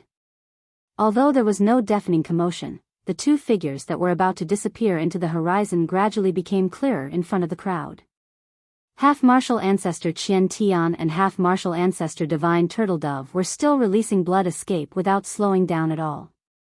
However, the distance between the two of them and the storyteller was shrinking continuously. Although it was clearly in the opposite direction, the more they fled, the closer they were to the storyteller. Pust! The cultivators gasped. That method had already surpassed everyone's understanding. "Is that a divine power?" Su Zimo murmured softly. Before long, half-martial ancestor Qian Tian and half-martial ancestor Divine Turtle Dove were dragged back by the storyteller who was 500 kilometers away. Under the gaze of the storyteller, the two half-martial ancestors were horrified and were still escaping frantically. However, no matter how much strength they exerted, they were only getting closer to the storyteller and they returned to Enigma Palace before long. This time round, both of them were truly scared out of their wits. Please, spare our lives." Half-martial ancestor Qian Tian and half-martial ancestor Divine Turtle Dove knelt with a thud and said incoherently with pale faces, "I could have spared your lives earlier on." The storyteller shook his head slowly. "But I can't do it now." The moment he said that, the storyteller did not give the two half-martial ancestors a chance to explain and extended his palm, slashing in front of them like a saber. The heads of the two half-martial ancestors seemed to have been sliced into two by some divine weapon as blood gushed out and their essence spirits were destroyed on the spot. Two half-martial ancestors of Enigma Palace were dead. All the cultivators in the world were silent. A half-martial ancestor expert was almost a peak existence in the cultivation world. However, in the hands of the storyteller, two of them were killed casually as though ants were being crushed. Every cultivator of Enigma Palace looked at the storyteller with reverence in their eyes. Su Zimo sighed internally. For the matter of heavenly secrets, the storyteller was slightly hesitant and even gave the former a chance in the end. This gave everyone the illusion that the storyteller was benevolent. However, in reality, the reason why the storyteller was so hesitant was because Heavenly Secrets was his disciple, How could he sever the many years of relationship between master and disciple within a short period of time? However, later on, the storyteller completely displayed his decisiveness to kill. With a few words, he removed the palace lord of Enigma Palace. He killed 2 half-martial ancestors with a thunderous might. He did not hesitate at all. His attack had stunned everyone in Enigma Palace. Bury the 2 of them. The storyteller waved it off and turned to Su Zimo and the others. It's all thanks to you guys that Enigma Palace is able to get rid of this huge problem today. You're making things sound too serious, Senior. Su Zimo said hurriedly. If you're free, why don't you rest for a few days at Enigma Palace? The storyteller said. At the same time, Xuanji can take you guys around. Alright, thank you, Senior. Su Zimo cupped his fists. Yen Beichen was unconscious and could recuperate in Enigma Palace for a few days. At the same time, he could find an opportunity to ask about the killing badge of the Blood Vine race. Chapter 1466, Dao Inheritance. Chapter 1466, Dao Inheritance. Let's go, follow me into the palace. The storyteller nodded to Su Zimo and the others and said, I'll take my leave now that this is over. Patriarch Qing Cheng bowed slightly to the storyteller and said respectfully, Yes, you can head back. The storyteller waved it off. Patriarch Qing Cheng raised his head and glanced at Su Zimo in a seemingly casual manner before turning around. He swiped his palm in the void and created a gigantic crack. In a flash, Patriarch Qing Cheng leaped into the crack and vanished. In the blink of an eye, the crack healed gradually and returned to normal.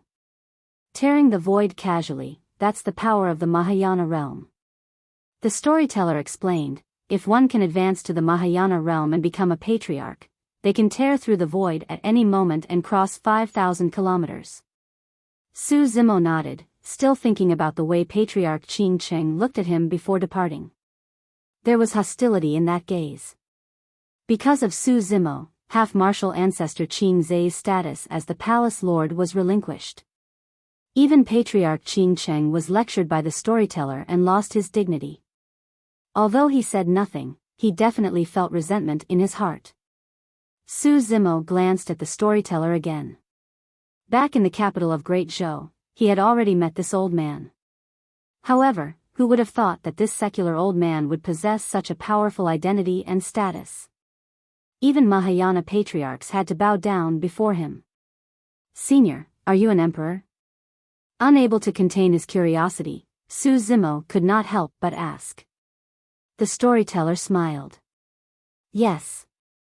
That simple word caused Su Zimo and the others' hearts to skip a beat.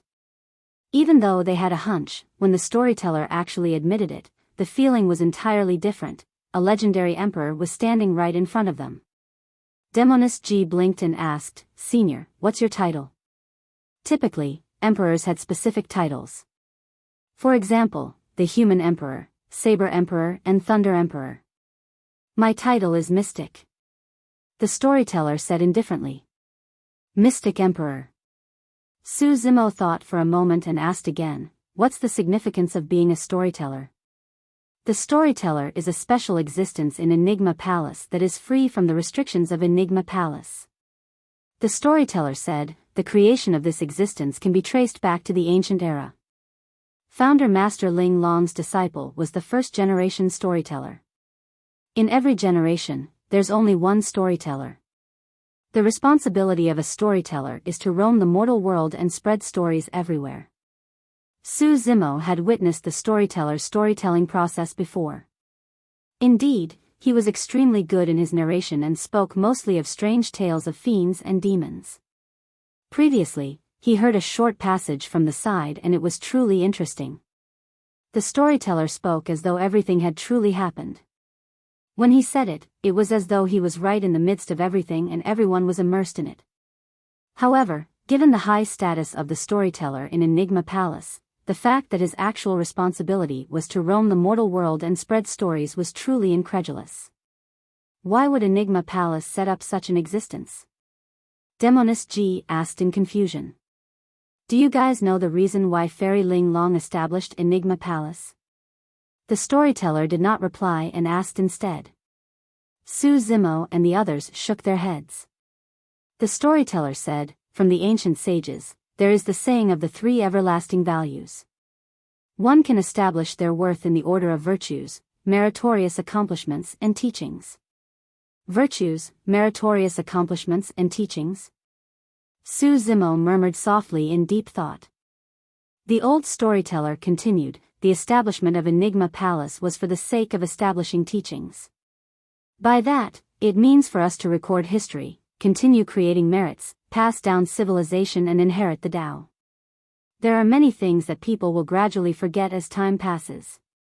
However, Enigma Palace will not forget and will record them down and pass them down.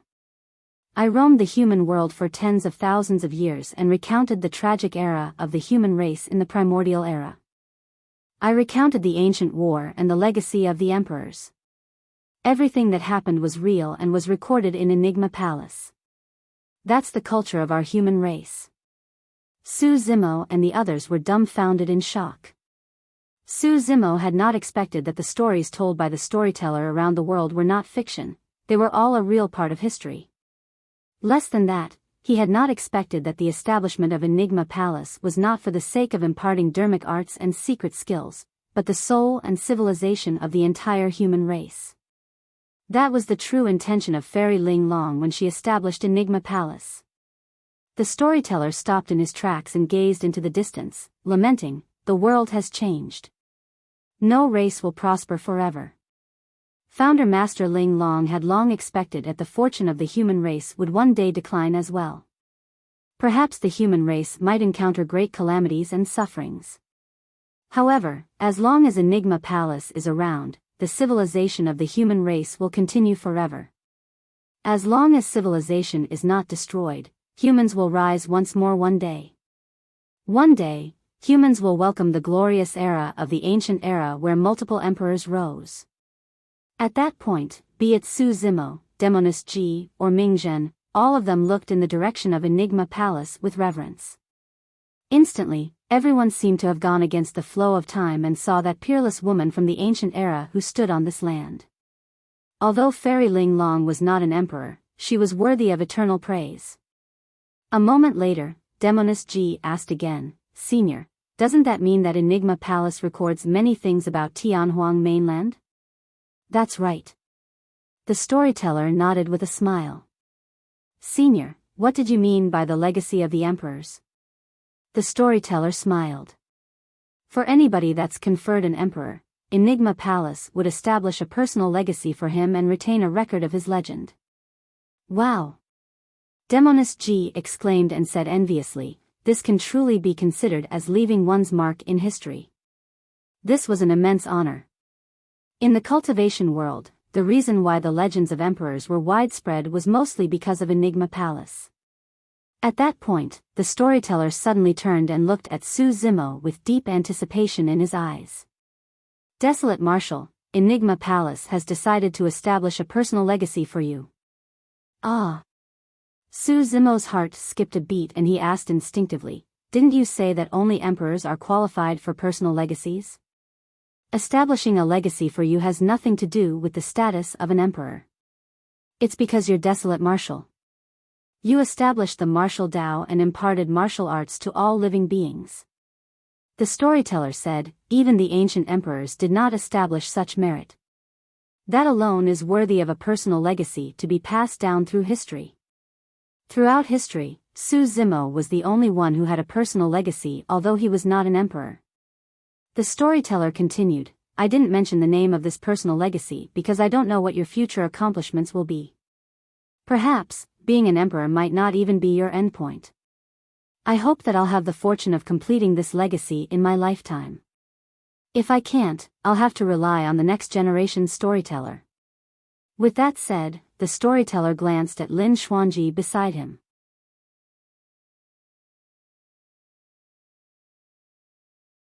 Chapter 1467, Changing the Fate of the Human Race. Chapter 1467, Changing the Fate of the Human Race. Everyone turned to Lin Xuanji. Judging from the meaning of the old man, there was a high chance that the position of the next generation's storyteller would be passed down to Lin Xuanji. Old man, you're in such a good condition.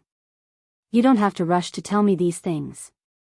Lin Xuanji mumbled, I'm still young right now and can't take on such a huge responsibility. The storyteller said, every man has his troubles. Although I can divine everything, I can't divine how long I can live. Some things are better said beforehand. Old man, stop it. That sounds ominous. Lin Xuanji frowned again. Although he was always cheeky and impolite towards the storyteller, the latter was his kin in his heart. The storyteller smiled and reminisced. I've taken in 4 disciples in my life and arranged you guys in the order of Tian, Di, Xian, Huang.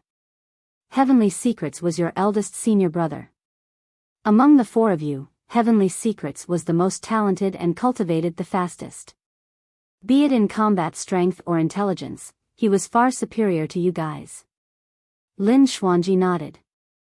Senior brother is indeed stronger than me. The 4 of you have different personalities. Heavenly Secrets has a calm personality and was the most mature. DG is a little rigid and orderly, not understanding how to adapt. Huang Ji is honest and kind-hearted. As for you. The old storyteller looked at Lin Xuanji and paused for a moment. Your personality is the most similar to mine, wild and cynical. Normally speaking, the most suitable successor to inherit the position of storyteller should be Heavenly Secrets. Unfortunately, a moment of neglect from me and he veered onto the wrong path, resulting in a state of no return. At the mention of Heavenly Secrets, the storyteller's eyes still revealed a hint of sadness. No matter what, Heavenly Secrets was his eldest disciple and his intelligence, personality, talent and combat strength far surpassed Lin Xuanji and the other 2. The storyteller had high hopes for Heavenly Secrets as well. To think that in order to cultivate the blood refinement Fiend Sutra, Heavenly Secrets schemed against all the experts in the world and created rivers of blood in the Battle of Heaven and Earth Valley. Senior, traces of the primordial races have appeared on Tianhuang mainland all these years and they are restless. It's best for the cultivation world to make preparations beforehand. Su Zimo could not help but say. The storyteller did not reply and glanced sideways. I'm sure you must be very disappointed with the various major sects and factions of the cultivation world, right? Su Zimo did not say anything but it was a silent acknowledgement. He had experienced many things all these years. The current cultivators no longer had the same tough stance towards the primordial races. Instead, they were filled with fear. Southern Dual's sect of the South region was destroyed by the Blood Vine race but none of the super sects appeared. Nobody was willing to get involved unless they were personally injured. However, if the major sects and factions maintained the same attitude, the primordial races would leave the Forbidden Grounds sooner or later to invade and kill everywhere in Tianhuang mainland. At that time, who could avoid them? No egg could remain whole if the nest was overturned. Actually, it's not their fault. The storyteller said, firstly, humans have never been threatened for a long time in history. Given such an environment, they will naturally shy from battle. Secondly, the fortune of the human race has indeed fallen in this generation. Be it Mahayana patriarchs or emperors, the number of them is far less than in the ancient era. Some super sects don't even have emperors backing them. There's no way they can fight against the primordial races head-on. Su Zimo nodded. Dapamkara Monastery was one of them. The storyteller continued, thirdly and most importantly, the current cultivation world lacks a supreme expert that can lead the human race. In the ancient era, there was a supreme expert like the human emperor. When he called upon the other emperors to gather, none of them would dare to disobey someone like him. But now, the human race lacks an expert as such. Su Zimo gradually understood. The only way of battling the primordial races was by gathering the emperors of the world together. However, what sort of people were the emperors? All of them were top existences in Tianhuang mainland. Without a supreme expert who could suppress and call upon the entire world, who would be willing to bow down? Senior, even you can't do it? Su Zimo asked. No. The storyteller shook his head. Be it in terms of reputation or combat strength, I'm far from that. As the storyteller of Enigma Palace, I might be able to gather some emperors. However, we'll most likely be doomed if we go against the primordial races. Su Zimo frowned deeply with a heavy heart. In that case, there was a high chance that the human race would be suppressed completely if the primordial races joined forces and launched an unprecedented war against the human race. At that time, the primordial races would regain control of Tianhuang mainland. Similar to the primordial era, humans would be enslaved and treated as food without freedom. The storyteller thought for a moment and continued, of course, you guys don't have to be overly pessimistic. There are still some variables in this generation after all. With that said, he smiled and looked at Su Zimo. Me? Su Zimo froze for a moment. The storyteller nodded. Firstly, you have a clone that cultivates in the dragon race and has a noble status as the young master of the dragon race. I believe that with your temperament, if the human race is in trouble, your dragon phoenix true body will definitely not sit by idly. Su Zimo nodded. If the human race was truly in trouble, the dragon phoenix true body would do his best to persuade the dragon race to help the human race. The storyteller continued, secondly, the birth of the taboos. 2 out of 3 of the great taboos of the primordial era have appeared. Furthermore, right now, both of them are on the side of the human race. Their only weakness is that they have truly yet to grow. Su Zimo did not reply. Actually, there was a high chance this generation would be an unprecedented situation where 3 primordial taboos were gathered. If they had enough time and the 3 primordial taboos grew, the primordial races would definitely have no chance of winning. Unfortunately, the primordial races would not give them much time. There's a third variable. The storyteller looked at Su Zimo and paused for a moment. Su Zimo's heart skipped a beat. Could the storyteller have divined the existence of the martial Dao prime body? Actually, the martial Dao prime body was the greatest variable. After a brief pause, he continued, the third variable is you. In this generation, the human race lacks a supreme expert that can command the world. Your body has fused perfectly with the creation green lotus and your future accomplishments are unpredictable. At that point, Su Zimo was certain that the storyteller still did not know of the existence of the martial Dao prime body despite his divine powers. Senior, that's too much to hope for. Su Zimo laughed bitterly. I've only just entered the conjoint body realm and I'm not even a half-martial ancestor, let alone someone who can command the world and make emperors submit to my orders. That's why it's a variable. The storyteller said, the battle between the primordial races and humans is inevitable in this generation. If you can grow into a peerless expert before that, the fate of the human race will change because of that. You once altered the fate of all living beings. I hope that you can do the same for humans. Heaven, earth, black and yellow in meaning. Unlike heavenly secrets, some of the names don't have special meanings when joined together.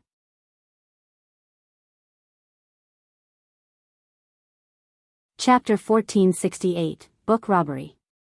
Chapter 1468, Book Robbery. The storyteller had high hopes for Su Zimo. Of course, as the storyteller had said, he was a variable. There was still a long way for Su Zimo to grow to the point where all the emperors in the world would submit to him. But now, the situation on Tianhuang mainland was changing rapidly. Su Zimo did not have much time left. As the storyteller spoke, he led everyone and entered Enigma Palace. From the outside, they could not see the full view of Enigma Palace yet. One could only truly experience the vicissitudes of time after entering the territory of Enigma Palace. The magnitude of emotions was not something that other sects and factions could compare to. Suddenly, the storyteller frowned and exclaimed softly. His gaze shifted and landed on an area of Enigma Palace. Su Zimo looked over as well. A gigantic palace stood in that area. It was 1,000 feet tall and soared into the skies with 9 levels. Each level could accommodate more than 100,000 people. A gigantic word was written on the plaque of the palace, library. "What's wrong, old man?" Lin Xuanji asked casually when he saw the odd expression on the storyteller's face. "An outsider has been here." The storyteller's expression darkened slightly and his words were shocking. "Ah." Shocked, Lin Xuanji asked, "What do you mean? An outsider came to the library?" There were many secret manuals and ancient books in the library. The cultivation techniques and secret manuals were not the most important, it was the history books. The library was an important place for Enigma Palace, and even the palace master of Enigma Palace could not enter casually. What would happen if outsiders entered the library? "I'll go take a look," Lin Xuanji moved and said before running over. "He left a long time ago." The storyteller harumphed coldly. The people in the palace are truly a bunch of useless fools. They were played like idiots and did not even know that an outsider came to the library. Su Zimo's heart skipped a beat as he murmured, "Could it be him?" The storyteller nodded slightly. "If I'm not wrong, the bloodlines outside Enigma Palace were also refined by this person. Monk Daming."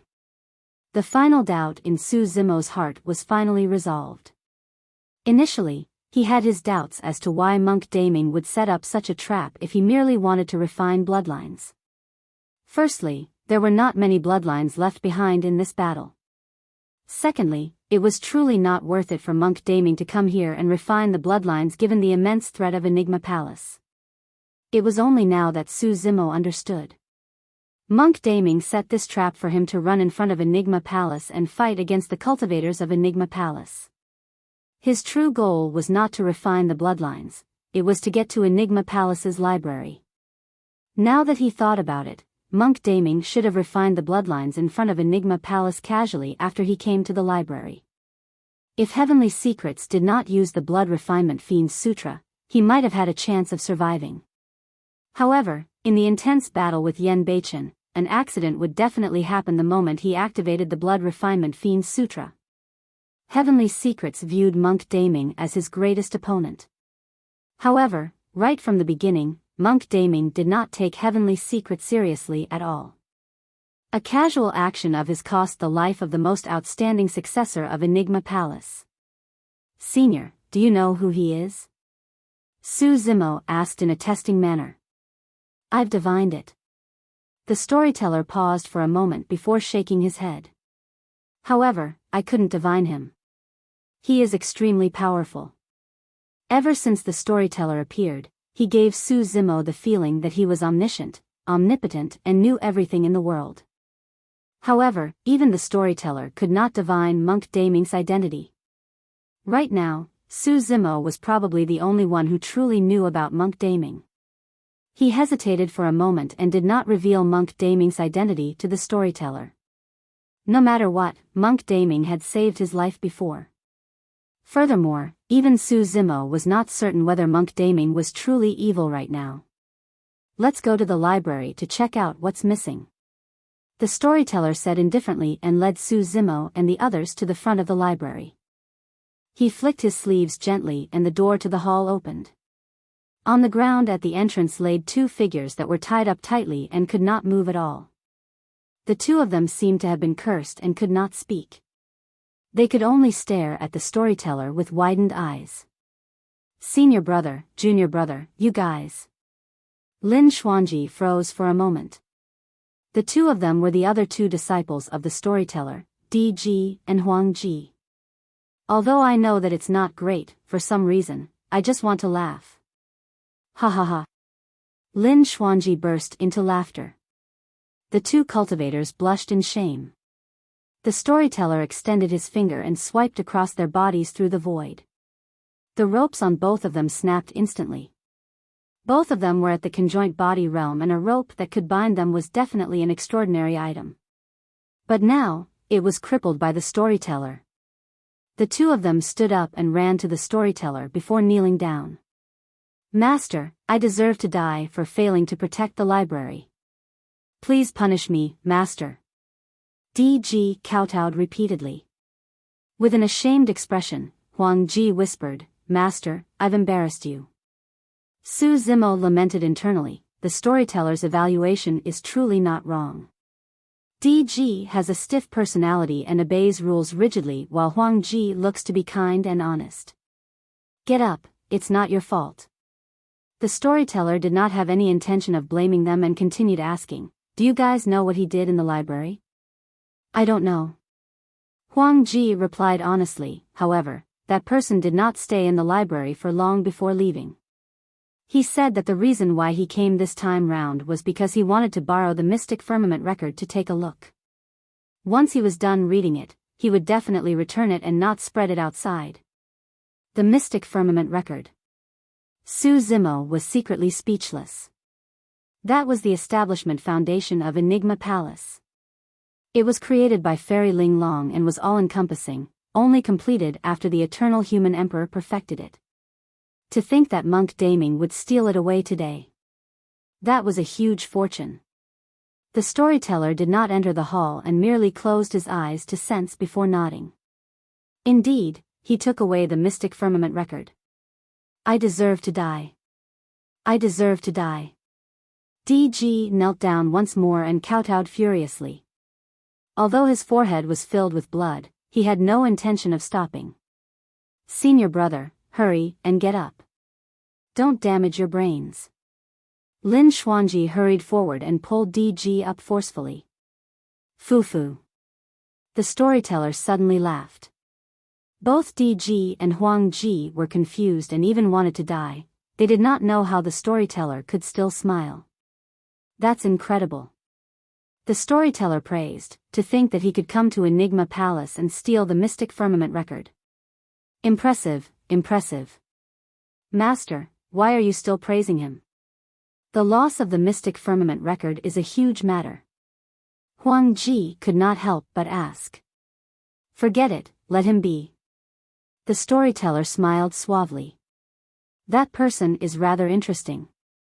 He merely said that he's borrowing the book to read. Furthermore, he even promised that he would return it without spreading it.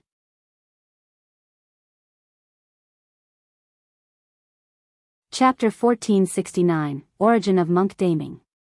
Chapter 1469, Origin of Monk Daming. Standing in front of the library, Su Zimo suddenly recalled something. This matter pertained to a guess he had regarding Monk Daming's identity. If the library truly contained many books that recorded history and many other things as the storyteller had said, there was a high chance he could get the verification he wanted within one of the ancient books in the library. Senior, can I enter the library to take a look? Su Zimo said, I'm not going to look at the cultivation techniques and secret skills of Enigma Palace. I just want to look through the records of history from tens of thousands of years ago and verify some things. How can that do? Before the storyteller could reply, DG glared and said in a deep voice, What's your identity? The library is an important place. It's not a place that an outsider like you can enter casually. Lin Xuanji pouted. Senior brother, stop talking. Didn't an outsider just enter and even steal the Mystic Firmament record? If anyone else in Enigma Palace knows about this, it'll definitely cause a huge uproar. Although DG was flushed red from the rebuttal, he straightened his neck and argued, It's different. Since we already made a mistake, we can't continue making more mistakes. That's enough. The storyteller waved it off and nodded to Su Zimo. Of course you're qualified to take a look. However, there are many books in the library and there are countless records of history. Which year do you want to take a look at? Why don't you say it and we'll have Xuanji bring you there directly so that you don't have to spend your energy searching. Around 30,000 to 40,000 years ago. Su Zimo replied ambiguously. All right. The storyteller looked at Lin Xuanji. Take Desolate Martial Inn. He glanced sideways and smiled when he saw Demoness G's curious expression. If you're curious, you can follow along and take a look. Master, that can't do. Unable to hold it in, DG stood out once more and said in a deep voice, It's fine if you make an exception once, but how can you do it repeatedly? Where are the rules of the sect? She's the successor of founder Master Ling Long. Do you think she's qualified? The storyteller glared at DG and blew his beard as he asked. With a stunned expression, DG murmured, that means she's qualified. Kid, you're trying to ascend to the heavens, huh? The storyteller pointed at DG's nose and scolded as he smacked the latter's head. You even dare to boss me around now when I'm trying to do something?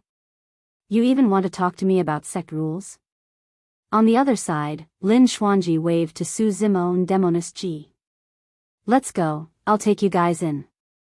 After being scolded by the storyteller, DG wilted completely and did not even dare to breathe heavily.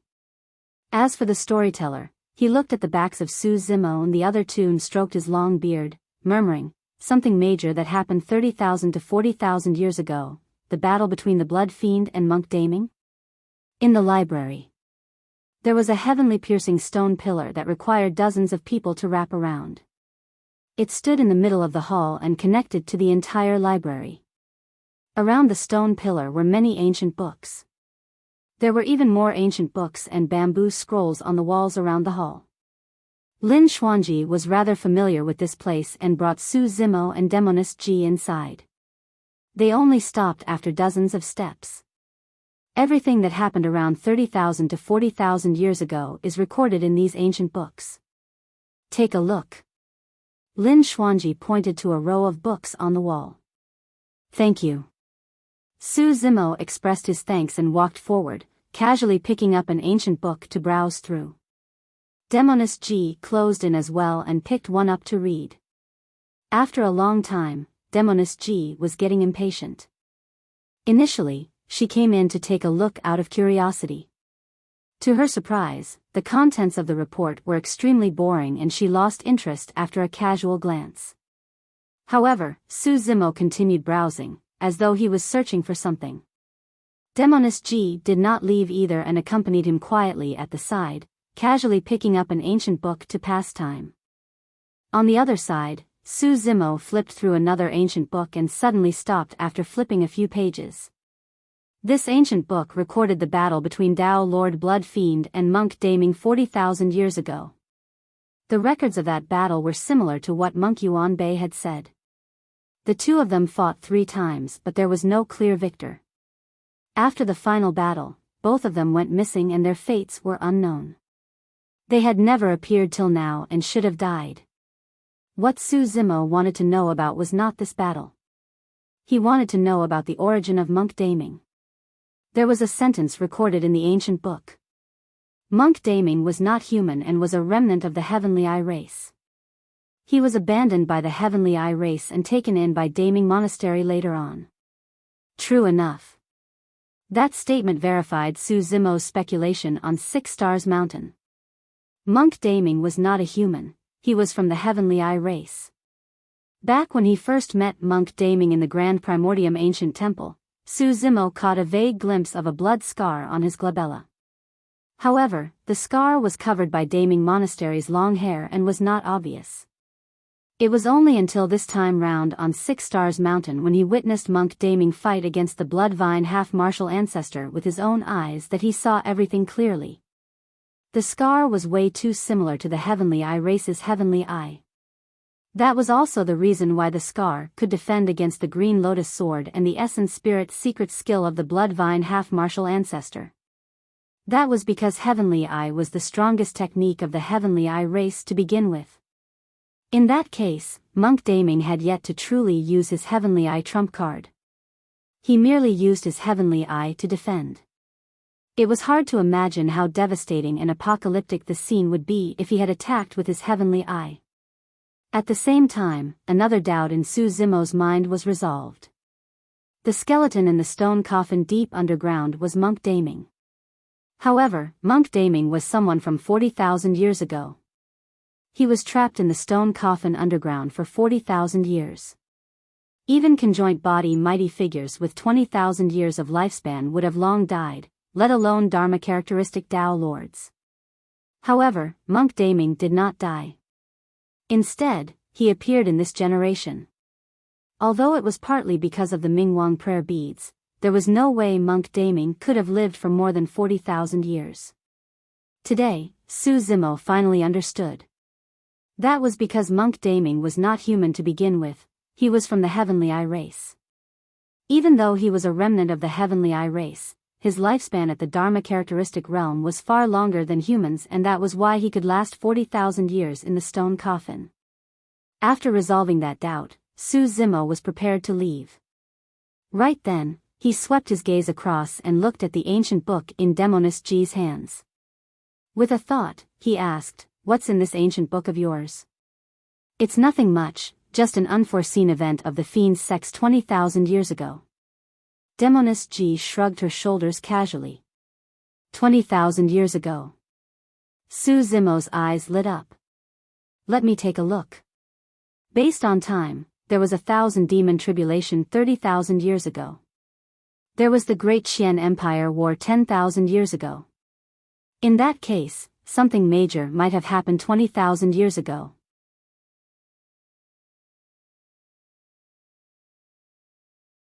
Chapter 1470, Astral Tribulation. Chapter 1470, Astral Tribulation. Back at the bottom of the Dragon Burial Valley, Su Zimo told Monk Yuan Bei and the red-headed ghost about the blood face in the 1,000-year blood sea of Thousand Demon Valley. Thereafter, the red-headed ghost mentioned the 1,000-demon tribulation.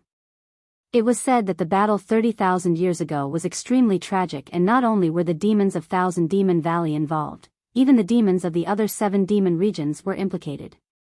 In that battle, countless fiend demons and even demon emperors died. After that battle, the 8 demon regions took huge losses. That was the reason why this battle was known as the 1,000-demon tribulation. If the appearance of the blood face in the ruins of the Great Qian Empire and the 1,000-demon tribulation was not a coincidence. In that case, something major might have happened in Tianhuang mainland 20,000 years ago. Su Zimo took the ancient book Demonist G handed him and read it. 6 fiend sects. Su Zimo murmured softly. Demonist G nodded. Actually, 20,000 years ago, the situation in Tianhuang mainland was divided between the 9 immortal sects, 8 Buddhist monasteries and 6 fiend sections. Su Zimo knew about the 8 Buddhist monasteries. The 2 super sects of the Buddhist monasteries, Daming Monastery and Fahua Monastery, were destroyed in the Battle of the Great Qian Empire 10,000 years ago and turned into the current 6 Buddhist monasteries. He truly did not know about the 6 fiend sections. Demonist G said, 20,000 years ago, there was no Heavenly Dipper sect among the 9 immortal sections. Instead, there was another major sect, the Astral sect. Also, Malevolent Earth sect was not among the fiend sections. Later on, Astral Emperor of Astral sect failed his tribulation and was electrocuted into ashes by the Heavenly Tribulation, leading to a crisis for Astral sect. The terror of tribulation transcendence was such that even emperors would die with their essence spirits destroyed if they were careless. Demonist G continued, at that critical juncture, Patriarch Astral was ambushed by a patriarch of the fiend sects and nearly died. Enraged, he triggered a massive battle against the fiend sects. In that battle, 5 of the 9 immortal sects were embroiled in it. As for the 6 fiend sects, they took part and fought till the end, even escalating to a fight between emperors. As he listened to Demonist G's description, Su Zimo browsed through the ancient books and matched them. The ancient books recorded that more than 30 Mahayana patriarchs of the immortal and fiend sects died in this battle, and even Patriarch Astral died. Even 3 emperors were dead. At that point, Su Zimo was secretly speechless. The foundation of a super sect was truly terrifying. Up till this point of his cultivation, Su Zimo rarely saw Mahayana patriarchs because he had not cultivated to that level. After all, Mahayana patriarchs had a lifespan of 100,000 years. Even if the super sects could only produce one every 10,000 years, after 100,000 years, they would have 10. Demonist G sighed. In the end, the Dharma Emperor of the Buddhist monasteries and the others mediated and managed to calm the battle down. Even so, that battle caused great damage to the fiend sections. As for the 9 immortal sects, Astral sect was destroyed and split into 2 major sects. One of them is the current Heavenly Dipper sect of the 9 immortal sects, and the other is Malevolent Earth sect of the 7 fiend sections. At that point, Su Zimo was enlightened. Back when he first met Demoness G, she had already looked down on Malevolent Earth sect and said that Malevolent Earth sect was not a true fiend sect. But now, he finally understood, Malevolent Earth sect was formerly Astral's sect of the immortal sects. That battle could be considered as a catastrophe for the immortal and fiend sections. Astral's sect was even split into two, and everything was referred to by the later generations as the Astral Tribulation. After a while, Demoness G saw that Su Zimo was still buried in the ancient book, reading it repeatedly as though he was searching for something. "Zimo, what are you looking for?" Demoness G asked. Su Zimo replied, "I'm looking for the problem behind this battle." "What do you mean?" Demoness G was puzzled. Su Zimo did not reply. After flipping through the ancient book a few times, he asked, "Who was the Patriarch of the fiend sects who attacked Patriarch Astral?" "I'm not sure." Demoness G shook her head. Su Zimo pointed to the ancient book in his hands. "That's the problem. Even the ancient books of Enigma Palace have no record of this Patriarch of the fiend sects. This matter was the reason for the Astral Tribulation, but nobody knew who this Patriarch of the fiend sects was." Demoness G frowned. "What can that prove? This must be absolutely true. Otherwise, Patriarch Astral wouldn't have been enraged and launched a massive battle against the fiend sects."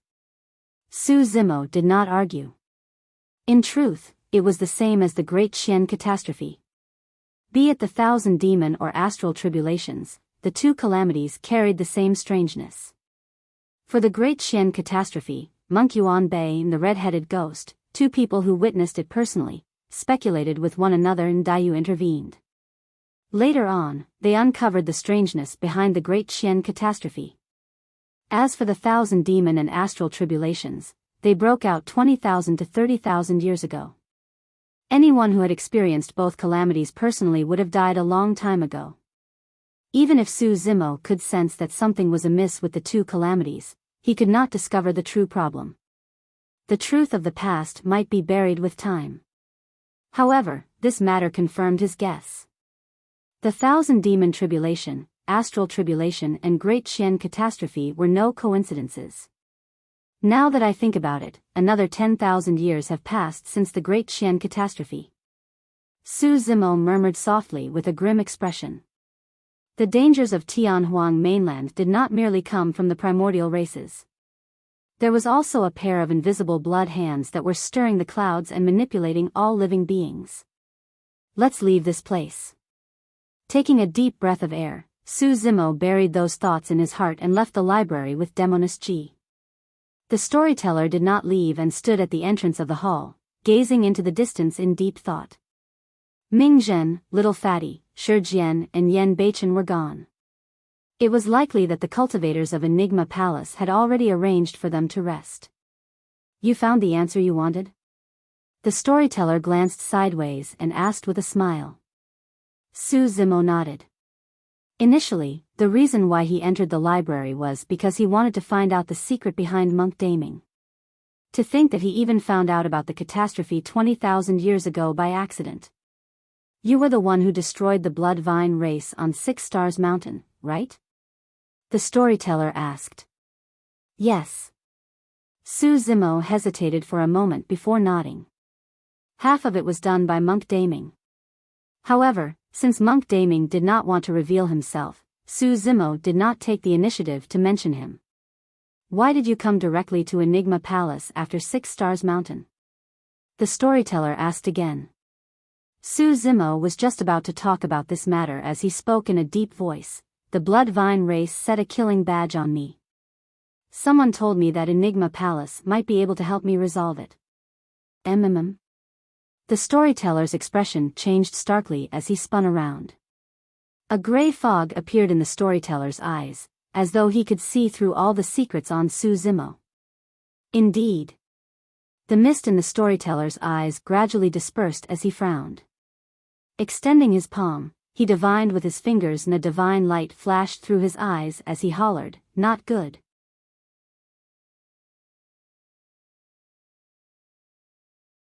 Chapter 1471, Blood Rebirth. Chapter 1471, Blood Rebirth. Senior, what's wrong? Su Zimo asked hurriedly. The feelings that the storyteller gave off were always that he was either teasing, scolding, being calm and composed, or decisive to kill. However, he had never had such an expression. The blood vine race is here. After saying that, the storyteller waved both hands in front of him. Instantly, a mysterious and powerful might filled the void, blanketing the skies and enveloping the entire Enigma Palace. That power did not have a strong killing intent. Instead, it seemed mysterious and ethereal. However, against that power, Su Zimo felt as insignificant as a speck of dust that could be drowned at any moment. All of you, head to the library and don't come out. Waving his sleeves, the storyteller pushed Su Zimo and Demonis G back into the library, and with a boom, the door to the library closed. In the library, Su Zimo held his breath and looked nervous. Judging from the storyteller's stance, the people from the blood vine race this time round were definitely not easy to deal with. There was at least an ancestor realm expert. Some ancestor realm experts of the primordial races could even fight against emperors of the human race. Swoosh. Right then, a large blood-colored cloud floated over from the distant horizon and surged over at an extremely fast speed. In the blink of an eye, it arrived before Enigma Palace. Mahayana Realm. Even though they were hiding in the library, Su Zimo and Demonis G could still sense the terrifying blood stench outside. It was far beyond the conjoint body realm. In the Battle of Six Stars Mountain, Tinglingzi and more than 10,000 blood vine race beings died without a single survivor. Monk Daming said that it was highly likely a patriarch of the blood vine race would be alarmed over this matter. He was right again. In order to kill a conjoint body mighty figure like Su Zimo, the blood vine race sent out a Mahayana patriarch. Su Zimo listened intently with a sense of nervousness.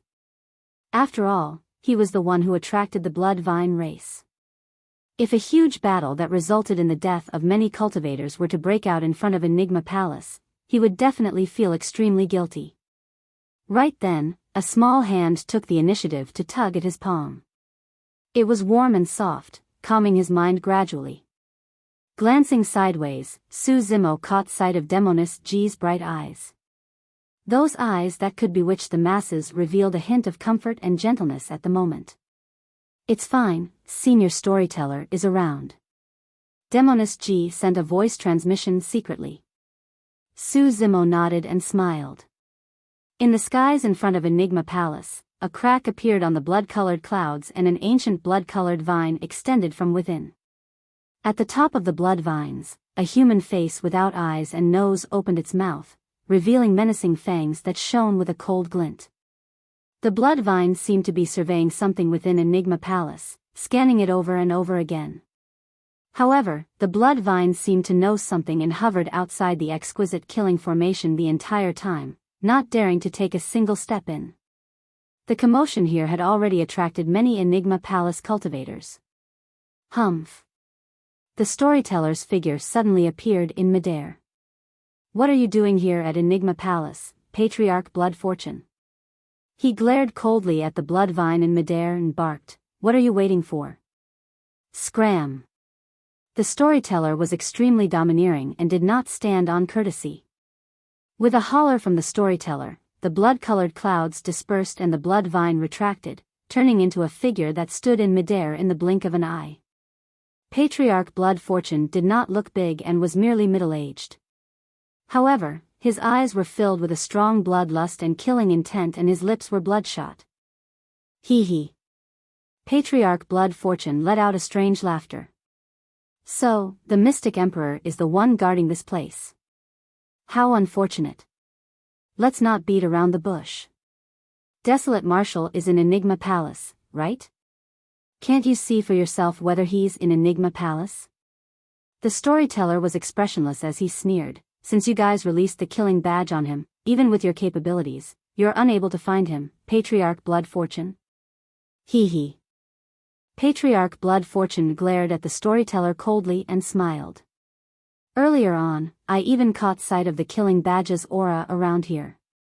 However, for some unknown reason, it vanished in the blink of an eye. Go and look for it then. Don't stay at Enigma Palace, scram. The storyteller cursed once more with a chilling killing intent in his eyes. It was as though he was prepared to attack the next moment. Sensing something, Patriarch Blood Fortune retreated a few steps and sneered, "Mystic Emperor, let me advise you not to get involved in this mess. That lad, Desolate Marshal, is already hunted by our primordial 6 races. Although I'm unable to detect Desolate Marshal's aura here today, if an emperor of our Bloodvine race comes, he'll definitely be able to locate Desolate Marshal. If we discovered Desolate Marshal's location in Enigma Palace at that time, you'll be prepared to endure the wrath of the primordial 6 races." How noisy.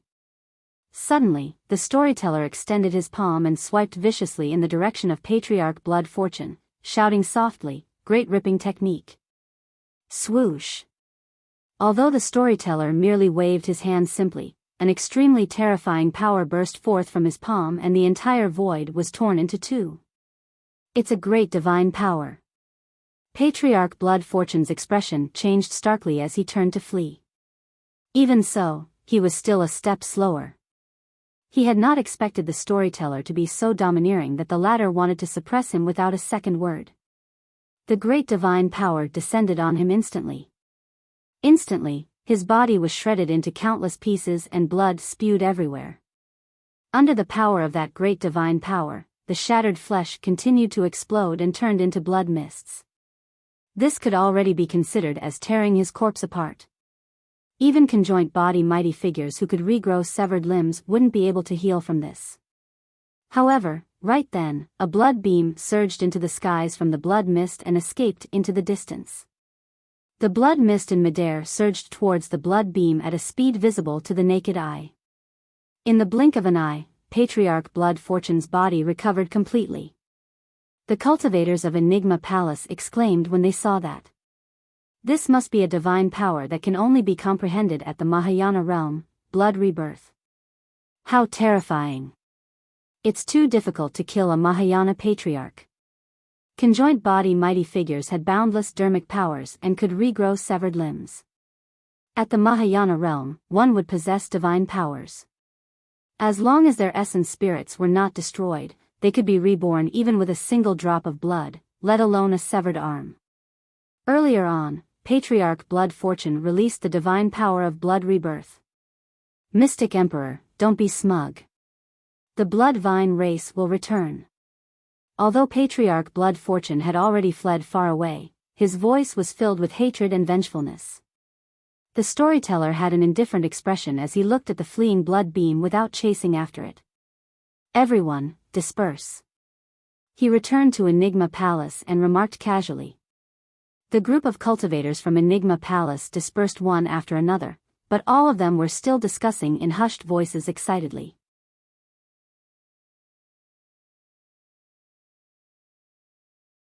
Chapter 1472, Kunlun Ruins.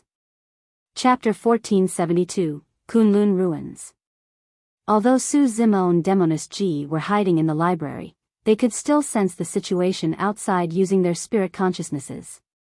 Both of them exchanged glances and could see the shock in the other's eyes. The power of the Mahayana realm was completely beyond the other realms. For those beneath Golden Core realm, they would mostly fight in melee combat with spirit arts. There were many more techniques above the Golden Core realm such as dermic arts, secret skills, heaven and earth dharma characteristics and essence spirit fights. For Mahayana patriarchs, divine powers were the strongest. Divine powers were also the biggest difference between ancestor realm experts and conjoint body mighty figures. Although the divine power released by the storyteller did not look like anything much, its might was extremely terrifying. Even a Bloodvine patriarch's body was torn into a blood mist. "It's fine now, come on out." Just as Su Zimo and Demoness Ji were letting their imaginations run wild, the voice of the storyteller sounded and the door to the library opened. "Thank you for saving me, Senior." Su Zimo came before the storyteller and bowed deeply. "It's nothing." The storyteller shook his head slightly, but there was still a hint of worry on his face. Su Zimo's heart skipped a beat as he vaguely guessed something. He probed, "Senior, Enigma Palace won't be able to dispel the killing badge on me either, right?" "Yes." The storyteller did not hide anything and nodded. Suddenly, Su Zimo recalled the scene when Patriarch Blood Fortune arrived outside Enigma Palace. The latter did not seem entirely certain that Su Zimo was in Enigma Palace either.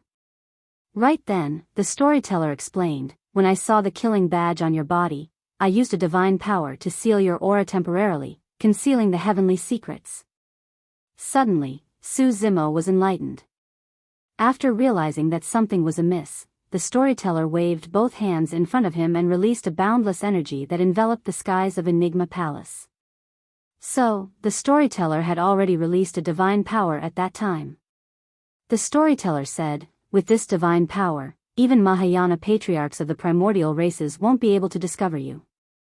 However, after a brief pause, he continued, "If emperors of the blood vine or heavenly eye race were to arrive, my divine power would probably be exposed." Su Zimo's eyes lit up. In Tianhuang mainland, as an emperor, the storyteller was definitely one of the strongest cultivators he had encountered so far. However, even the storyteller and Enigma Palace could not do anything about it. This meant that other sects like Ethereal Peak and 100 Refinement sect would be even more helpless. Although Tianhuang mainland was huge, there was nowhere he could hide with the killing badge. What should we do then? Demoness G was a little anxious. "Senior, you're divinely powerful. You definitely have a solution." "Senior, since Enigma Palace doesn't have a way either, I'll leave tomorrow." Su Zimo pondered for a moment and said in a deep voice. To be fair, he had no clue where he should go next either. However, he would not benefit from staying in Enigma Palace apart from implicating it. To think that I would be in such a state after the battle at 6 Stars Mountain.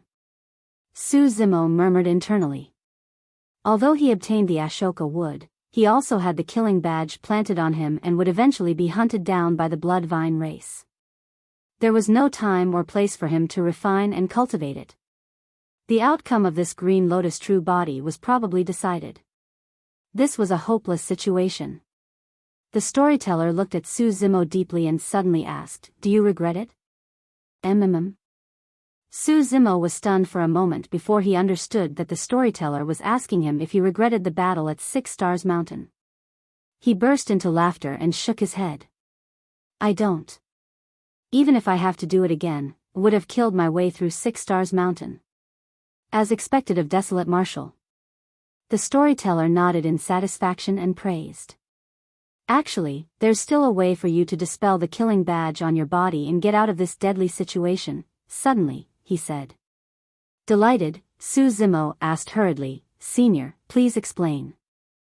The storyteller narrowed his eyes and said slowly, "There's an unknown place in Tianhuang mainland that even Mahayana patriarchs and the various emperors don't dare to step foot into." "Ah?" Su Zimo asked, "Even emperors of the primordial races don't dare to step foot in?" "That's a forbidden ground for the primordial races." The storyteller's words were shocking. In the cultivation world, the 9 forbidden grounds for the human race actually corresponded to the habitat of the primordial 9 races. But now, for the first time, Su Zimo was hearing of a place in Tianhuang mainland that was a forbidden ground for the primordial races such that even their emperors won't dare to step foot in. "Senior, are you referring to that place?" As though she recalled something, Demoness G looked to the west instinctively. "That's right." The storyteller nodded. "Extreme west, Kunlun ruins." Kunlun ruins. Su Zimo murmured softly. That was a name that was extremely foreign to him. What is that place? He could not help but ask. Nobody knows what's there or what that place even is. The storyteller shook his head. However, one thing is certain, that was the final battlefield of the Primordial War. The Primordial War. Su Zimo was shocked. The storyteller said in a deep voice, to be precise, that place was originally called Kunlun, but because of an apocalyptic battle that turned into a massive ruin, it was later known as the Kunlun ruins. It's said that in the Primordial War, the taboo dragon Phoenix and Kuan-Peng led 8 primordial races and countless races to attack Kunlun, fighting against the 10,000 races led by the taboo Ho. Hold on. Su Zimo's heart skipped a beat and he suddenly asked, Senior, shouldn't it be the primordial 9 races? The storyteller shook his head. According to the records of founder Master Ling Long, there were only 8 primordial races at the start of the primordial era. The god race only appeared in the late stage of the primordial era and weren't strong enough at the time of the primordial war. Su Zimo furrowed his brows slightly. For some unknown reason, he had a feeling that something unusual was hidden within. However, he could not figure it out at the moment. The storyteller's description of the primordial war was somewhat different from the Illumination Dragon Grand Elder. After all, that was something from the primordial era. Even for the 1,000-demon tribulation and astral tribulation that happened 20,000 to 30,000 years ago, it was difficult to know the truth, let alone a war that happened countless years ago. The only thing they were certain of was that the primordial war was indeed extremely tragic. It was much more tragic than the war between the human race and the primordial 9 races in the ancient era. Countless races were wiped out in the primordial war. Indeed, all 3 taboos died in that battle as well. Because of that, the primordial 9 races suffered immense losses. Because of that, the primordial era came to an end. Thereafter, it entered the ancient era where humans took advantage of the situation to rise and the cultivation civilization flourished, welcoming a glorious era. Finally, an ancient war against the primordial 9 races broke out.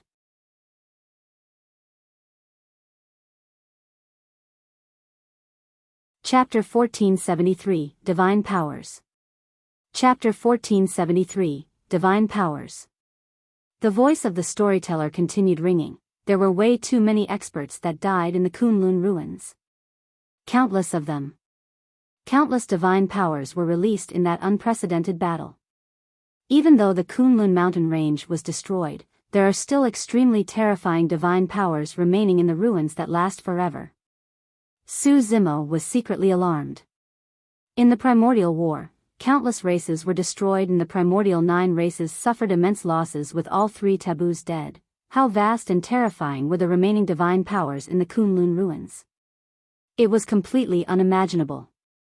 The storyteller said, these terrifying divine powers form an extremely unique domain. Any Mahayana Patriarch that enters it will easily cause a divine power storm. Divine power storm.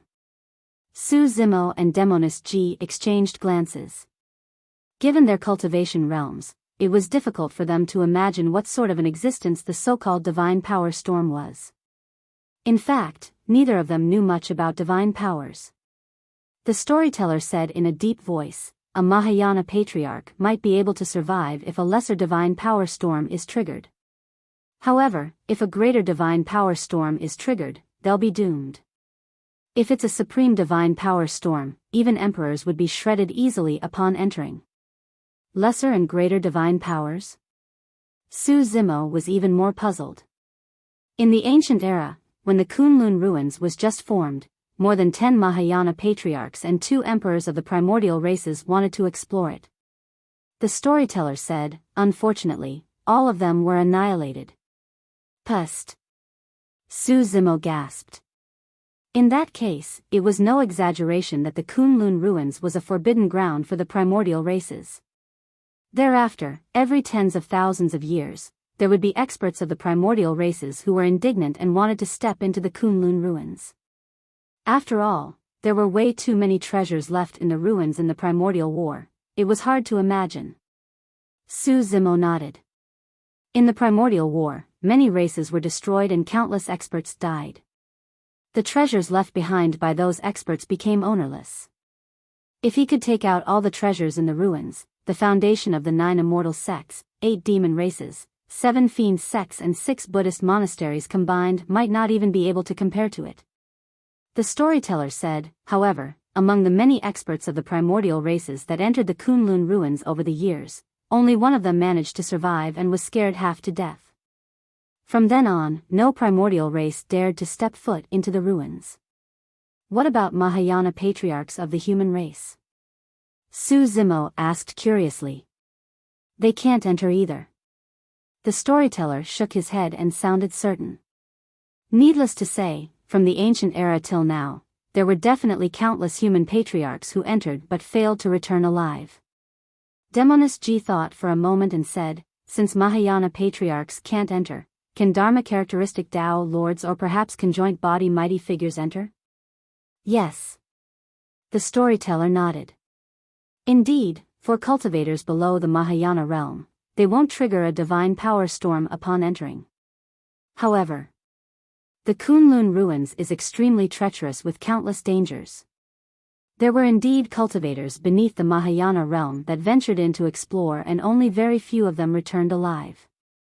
Furthermore, those people did not even reach the depths of the Kunlun ruins and could not hang on any longer after circling around the outer perimeter. After a moment of silence, the storyteller said, before Founder Master Ling Long entered the Mahayana realm, she braved immense danger to enter the Kunlun ruins for a primordial divine herb. According to the records of Founder Master Ling Long, the Kunlun ruins does not only contain treasures left behind by experts of the past, there are even countless spirit herbs and trees from the primordial era. Of course, apart from that, there are also many races that went extinct in the primordial war. Those living beings mingled and reproduced with one another in the Kunlun ruins. They adapted to the environment and became a new race. Founder Master Ling Long referred to them as the Kunlun race. Su Zimo gradually understood. The Kunlun race was not a new race, but a race that was fused with various major races. There might be humans, demon beasts, and even vegetation. The Kunlun ruins was like a place isolated from the outside world. The Kunlun race was the master of that world. They would not leave the Kunlun ruins and were extremely resistant towards the outside world as well. If they discovered any outsiders barging in, they would definitely not let the outsiders off. Desolate Marshal. The storyteller said in a deep voice, the Kunlun ruins is a unique domain formed by divine powers left behind from the primordial era. Cultivate there for a long time and the killing badge within your body will definitely dissipate gradually. If you enter the Kunlun ruins, you must be careful and avoid the Kunlun race. Look for a secret and safe place at the outer perimeter of the Kunlun ruins and cultivate diligently so that you can advance to the Mahayana realm as soon as possible. Su Zimo nodded and bowed deeply. Thank you for your guidance, Senior. The reason why Enigma Palace did not have much of an understanding towards the Kunlun ruins was because Founder Master Ling Long made a trip there in the past and left behind precious records. After pondering for a moment, Su Zimo asked again, Senior, what were the lesser and greater divine powers that you mentioned earlier on? The storyteller smiled gently. You'll know about these things once you advance to the Mahayana realm. However, it doesn't hurt to let you know beforehand. Divine powers can be divided into three types, namely lesser, greater and supreme divine powers. Naturally, the power of those divine powers increase in succession. Su Zimo nodded to himself and asked, the divine power that Patriarch Blood Fortune released earlier on, the one that could reconstruct his body with a single drop of blood. What is it under? That's one of the lesser divine powers. The storyteller said indifferently. Su Zimo and Demonist Ji's hearts skipped a beat. Even a powerful method such as blood rebirth was merely a lesser divine power. One could only imagine how frightening the might of a greater or supreme divine power would be. The storyteller said, there are 10,000 known lesser divine powers and thousands of greater divine powers. However, there are only dozens of known supreme divine powers. Under normal circumstances, even the combined power of more than 10 lesser divine powers won't be a match for a single greater divine power. Even 100 greater divine powers combined can't match a single supreme divine power. Although there were only 3 levels of divine powers, the difference in strength was exponential. After a brief pause, the storyteller said hesitantly, of course, Founder Master Ling Long once mentioned that there might perhaps be a type of divine power that was even above supreme divine powers. It's the Peerless divine powers. Peerless meant that no divine powers could compare to it. Not even supreme divine powers. Of course, Founder Master Ling Long merely heard of that as well. After all, from the primordial era till now, there had never been any peerless divine powers that appeared. The storyteller smiled. If there was truly such a divine power, even Tianhuang mainland would be turned into ruins if it was released. The saying of peerless divine powers is truly way too illusory.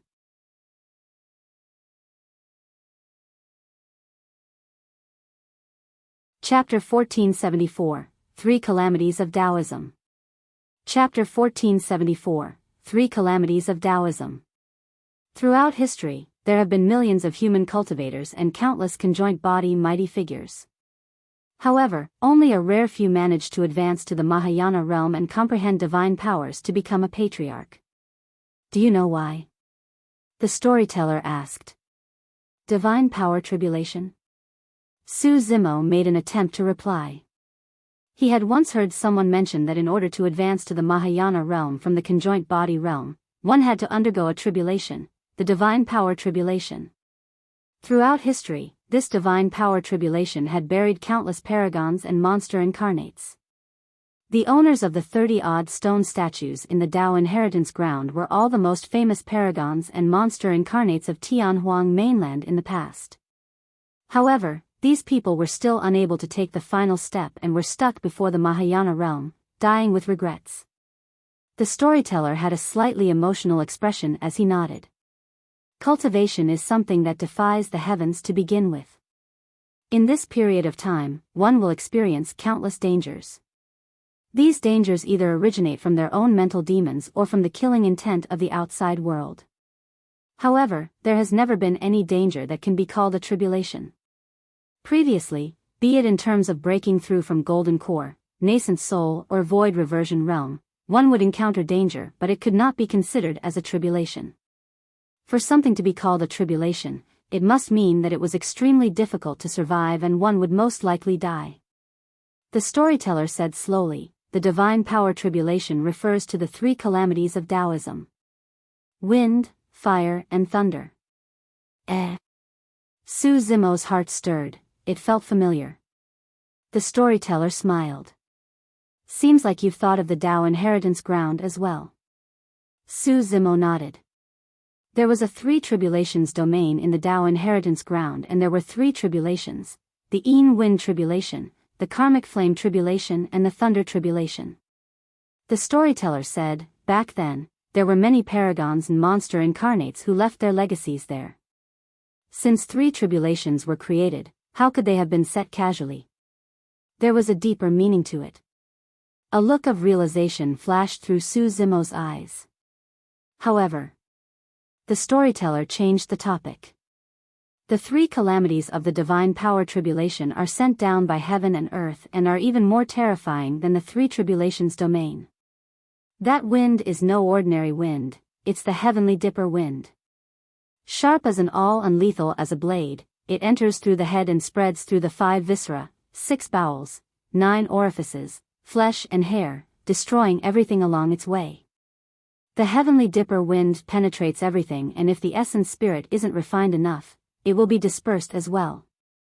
1. Su Zimo and Demonist Ji were secretly alarmed.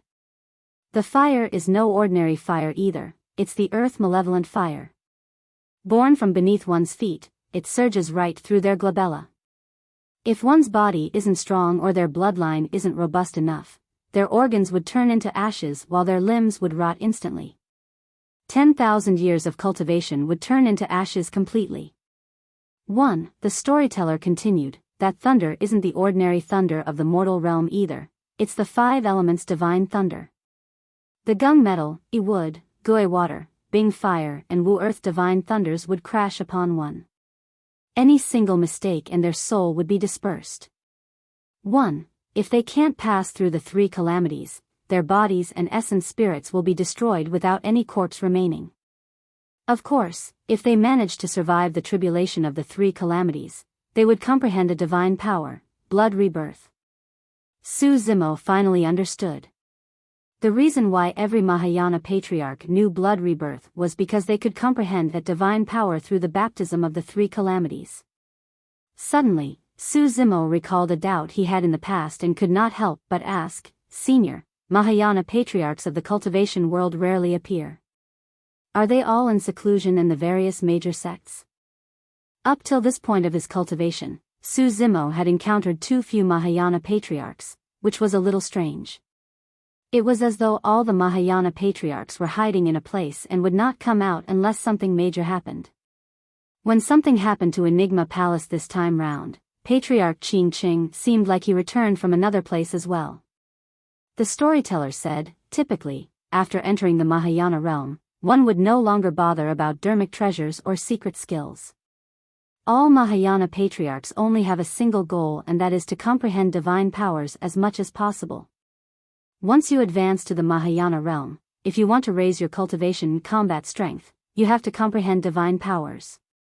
With every divine power comprehended, one's essence, spirit, body, and bloodline will be baptized by the power of divine powers, and their combat strength will increase significantly. In the cultivation world, the best place to comprehend divine powers is not in Tianhuang mainland, but... At that point, the storyteller suddenly paused and looked at Su Zimo with a fake smile, clearly testing the latter. Su Zimo furrowed his brows slightly. From the tone of the storyteller, this was definitely a place he knew. Furthermore, there was a high chance it was a familiar place.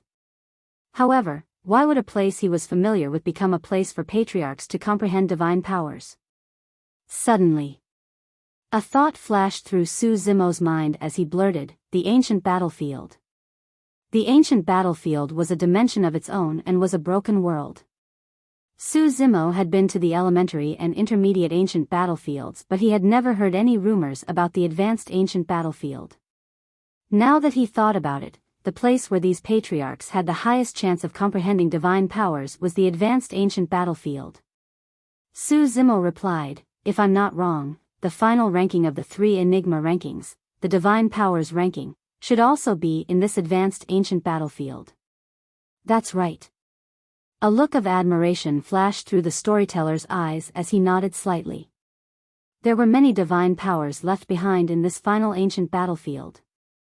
Those divine powers could be in some ruins, at some mountain peak, or among the trees and grass. Actually, there are even more divine powers remaining in the Kunlun ruins, and they're even more terrifying. However, because the primordial war was way too intense and the environment there was extremely sensitive, Mahayana patriarchs would trigger a divine power storm the moment they stepped in. They won't even be able to survive the divine power storm, let alone comprehend the divine powers. Compared to that, the environment of the ancient battlefield is relatively mild. As long as one can discover the remnant of any divine powers, they can comprehend it. Su Zimo understood. In order to increase their cultivation and combat strength, Mahayana patriarchs of the cultivation world searched and comprehended divine powers in the ancient battlefield. During this process, they would naturally not bother about the strifes of the cultivation world. After all, it was not easy to find a divine power. The process of comprehending a divine power was even harder. That was the reason why patriarchs rarely appeared, and cultivators of the sect would not alarm them unless a major calamity befell the sect. Only Mahayana patriarchs can enter that ancient battlefield? Suddenly, Su Zimo asked. The storyteller shook his head. That's not a hard rule. However, given your current physical body and essence spirit, you won't be able to withstand a divine power if you forcefully comprehend it. The storyteller saw through Su Zimo's intentions and knew that the latter wanted to comprehend divine powers as soon as possible and advance to the ancestor realm. However, there were no shortcuts to cultivation. The storyteller said, if you want to comprehend divine powers, your body and essence spirit have to reach a certain level. A grade 7 creation green lotus is definitely not enough.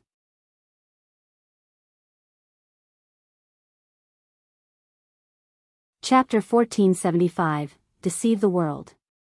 Chapter 1475, Deceive the World. In other words, the old man was implying that Su Zimo's green lotus true body had to grow to grade 8 if he wanted to enter the advanced ancient battlefield. A grade 8 creation green lotus was extremely difficult to nurture, and in the ancient era, only the Buddha Emperor had it. Even if Su Zimo were to absorb the large chunk of Ashoka wood completely, it would be difficult for his Green Lotus true body to transform to grade 8. However, there was still a chance.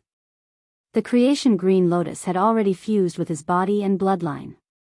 As long as his cultivation increased, the Green Lotus true body would grow. Although the Kunlun ruins were filled with danger, there were countless treasures. Furthermore, experts of the primordial races did not dare to enter the ruins. As long as he could avoid the danger of the Kunlun ruins, he could cultivate there forever. This was a rare opportunity and cultivation ground for Su Zimo. You guys can rest here for a few days. The storyteller smiled gently. That divine power of mine can still conceal everything for a few more days. At the very least, you'll be safe in Enigma Palace during this period of time. Senior, what's the name of your divine power? Su Zimo asked curiously. Deceive the world. The storyteller said slowly, it's a supreme divine power. Ah! Su Zimo and Demonis Ji exclaimed. The two of them were fortunate enough to witness a supreme divine power personally and were both shocked and delighted. The storyteller said, there are many types of supreme divine powers and all of them focus on different aspects. Some of them focus on movement techniques while others on killing. For Deceive the World, it's the #1 method of concealing the heavenly secrets. For example, Everlasting Vitality focuses on healing, Sleeve Universe focuses on encompassing and shifting space. For supreme divine powers such as Incinerating Firmament Boiling Sea, 6 Paths of Reincarnation, Firmament Slash and Divine Punishment, they lean towards killing. Incinerating Firmament Boiling Sea. Sleeve Universe. 6 Paths of Reincarnation. Su Zimo's gaze intensified when he heard that. He was getting closer to these legendary powers. Do you know what's the difference between Mahayana patriarchs and emperors? The storyteller asked again, what sort of patriarchs are able to become emperors? Su Zimo exchanged glances with Demonis Ji and both of them shook their heads. The comprehension of a supreme divine power.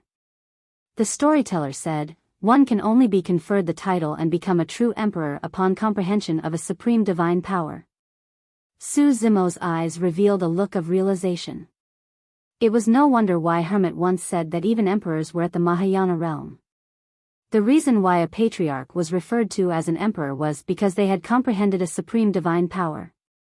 The storyteller continued, the reason why there's a difference in strength between emperors is because the focus of the supreme divine powers they comprehend is different.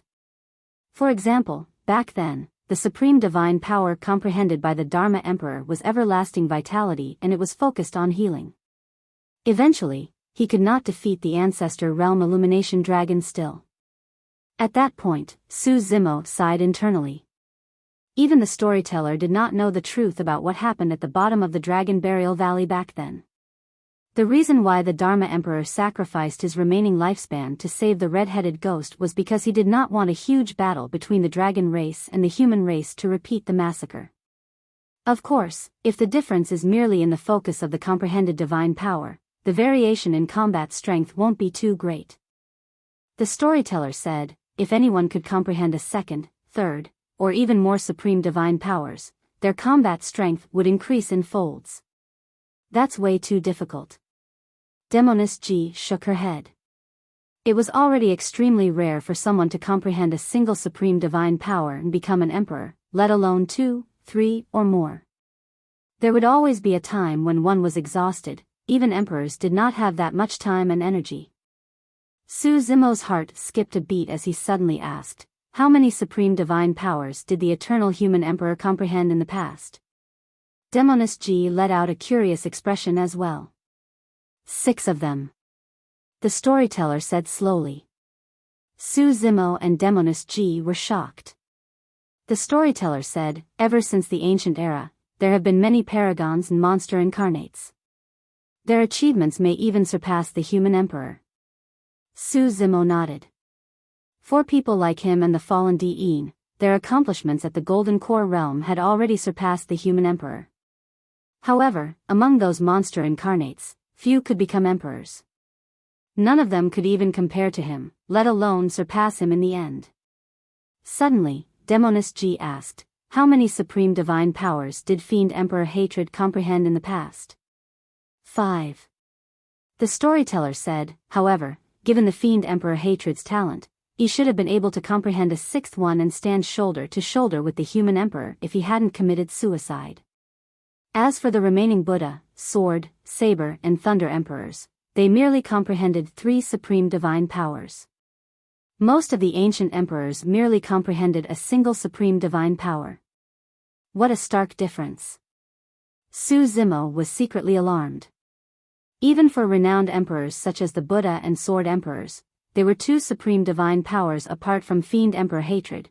The difference between them and the human emperor was even greater. The Storyteller said, therefore, without the eternal human emperor, the human race would have definitely lost the ancient war. Legend has it that in the ancient war, the human emperor overturned the entire situation single-handedly. But now, Su Zimo knew that the legend was not exaggerated at all. He thought for a moment and asked in a deep voice, what's the max number of supreme divine powers comprehended by the emperors of the human race in this generation? Probably 3. The Storyteller sighed gently. Su Zimo finally understood the pessimism of the Storyteller. The strength of the human race in this generation was truly way too inferior compared to the ancient era. In the ancient war, even with the human emperor, the human race merely secured a tragic victory, let alone this generation. Don't think about such things first. The Storyteller looked at Su Zimo and said in a deep voice, right now, the most important thing for you is to cultivate as soon as possible and grow further. I understand. Su Zimo nodded. The Storyteller left after a few more reminders and Su Zimo stayed in Enigma Palace temporarily alongside Demonist G. Yen Beichen's injuries gradually healed. In a few days, he had mostly recovered. However, the wound in his heart could no longer be healed. His eyes were still dead without any luster. Su Zimo sighed internally. As he had expected, after Yen Beichen killed Heavenly Secrets, he lost the obsession in his heart and could no longer find any hope of surviving. Once he left, Yen Beichen would most probably commit suicide. Su Zimo wanted to console him but realized that he did not know where to start. At that moment, any consolation seemed powerless. After a long silence, Su Zimo said, Brother Yen, have you ever considered the fact that although it's not present in Tianhuang mainland, there might be a mysterious power in the upper world that could revive fellow Daoist Qin? The reason why I'm in my current state is because of a woman from the upper world who changed my fate for me. Brother Yen, I believe that the power of the upper world can also control life and death. 1. Everyone has to have a goal to survive. My goal is to ascend to the upper world and follow in her footsteps so that I can stand shoulder to shoulder with her. At the mention of that, Su Zimo's gaze was resolute and he seemed to shine. At the side, Demonist G pursed her lips and her eyes dimmed momentarily at the sight of that. Everyone has to have a goal to survive? Suddenly, Yen Beichen murmured softly and his eyes flickered. Right then, Lin Xuanji pushed the door open and entered. Brother Su, you have visitors.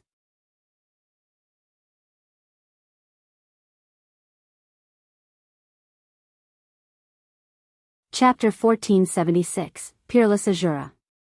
Chapter 1476, Peerless Asura. Visitors? Su Zimo was momentarily stunned. Given how relaxed Lin Xuanji was, it was clear they were not enemies. Right now, he was in an extremely dangerous situation and was hunted down by the primordial 6 races. Unless they were old friends, who would dare to look for him at a time like this? Right then, 2 people appeared at the entrance. When he saw the 2 of them, Su Zimo could not help but laugh. He hurried forward and bowed to one of them with cupped fists. Greetings, Master. That person was none other than mighty figure Extreme Fire of 100 Refinement Sect. The other person was a young lady in her prime. Her wave-shaped hair fell to her shoulders and was a little withered, but it could not conceal her peerlessly beautiful face.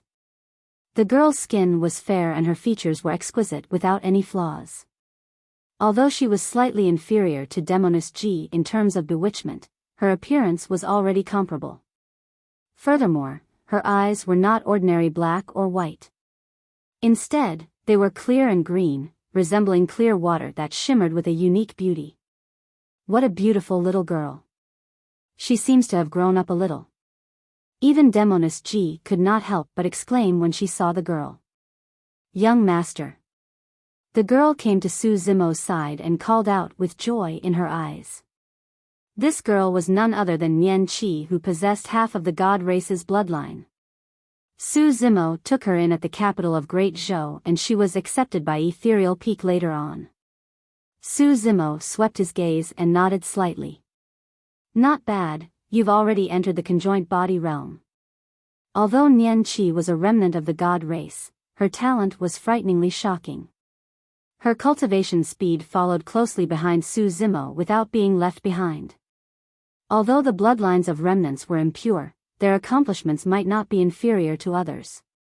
Monk Daming and the Blood Fiend from 40,000 years ago were both remnant bloodlines. However, even pure-blooded experts of the primordial races would be suppressed by the two of them at the same cultivation realm. Master, why are you guys here together? Su Zimo asked. Extreme Fire smiled. When I heard that you were killed by the primordial 6 races, I left 100 Refinement sect and became a free man. I was prepared to look for you in the South region. However, before I reached the South region, I heard that a huge battle broke out at Enigma Palace. As such, I rushed here right away. Thankfully, you're still here. Although Extreme Fire said it indifferently, Su Zimo's heart was moved. When the primordial 6 races set their killing badges on him, everyone wanted nothing more than to avoid him. Even Dapamkara Monastery did not dare to let him into their monastery for fear of being implicated. However, Extreme Fire came to look for him right away. Furthermore, Extreme Fire had already prepared for the worst-case scenario. He was afraid of implicating 100 Refinement sect, and that was why he left 100 Refinement sect in advance to regain his freedom. Not long after I arrived here, I encountered this girl. Extreme Fire pointed at Nian Qi and continued. Su Zimo looked at Nian Qi. Nian Qi smiled.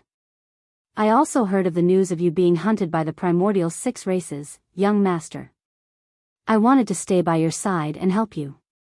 Now that I'm already at the conjoint body realm, Master Crane agreed to let me come over. Master, Nian Qi, you guys, sigh. Su Zimo sighed gently, but a warm feeling flowed through his heart. Up till this point of his cultivation, he roamed Tianhuang mainland and made countless enemies. However, he also made many hot-blooded friends and siblings who could stick together. These people were loyal and did not leave him even though they knew he was in a dangerous place. It was the case for Extreme Fire and Nian Qi. It was the case for Yen Beichen and Demoness G. It was the same for Little Fatty and Shijian as well. Extreme Fire said in a deep voice, Zimo, it's difficult for you to survive in Tianhuang mainland now that you're hunted by the primordial 6 races. However, there is a place that might offer a chance of survival. Oh. Out of curiosity, Su Zimo asked, where? Extreme Fire replied, the place where I nearly died and obtained Night Spirit as well as the Illumination Sword formation. Su Zimo's heart skipped a beat as he suddenly thought of a possibility. Extreme Fire continued, that's the extreme west of Tianhuang mainland, the Kunlun ruins. Indeed. The Divine Ho egg was brought out by Extreme Fire from the Kunlun ruins. That was also a speculation that Su Zimo had just thought of. Extreme Fire had once told him that he was exploring a primordial ruin and nearly died. The Kunlun ruins was probably the most famous and largest primordial ruin in Tianhuang mainland. Most importantly, the Kunlun ruins was the battlefield of the primordial war. This was also closely related to Night Spirit. Ever since the battle at Heaven and Earth Valley, Night Spirit had been separated from him and his whereabouts were unknown. However, Su Zimo believed that Night Spirit would not die that easily. If Night Spirit was still alive, could he be in the Kunlun ruins? Extreme Fire said, I've been to the primordial ruin before after all and have a slight understanding of it. If we go together, we might have a higher chance of surviving. Su Zimo nodded thoughtfully. To begin with, the Kunlun ruins was a cultivation ground for him. But now that he thought about the high chance that Night Spirit was in the Kunlun ruins, a sense of anticipation grew in his heart. Right then, Yen Beichen suddenly sat up on the couch. Brother Yen, how are you? Su Zimo hurried forward and asked softly. At that moment, Yen Beichen looked a little better. He looked at Su Zimo fixedly and asked once more, Zimo, will the upper world truly have the power to save Pianran? I believe there is. Su Zimo nodded.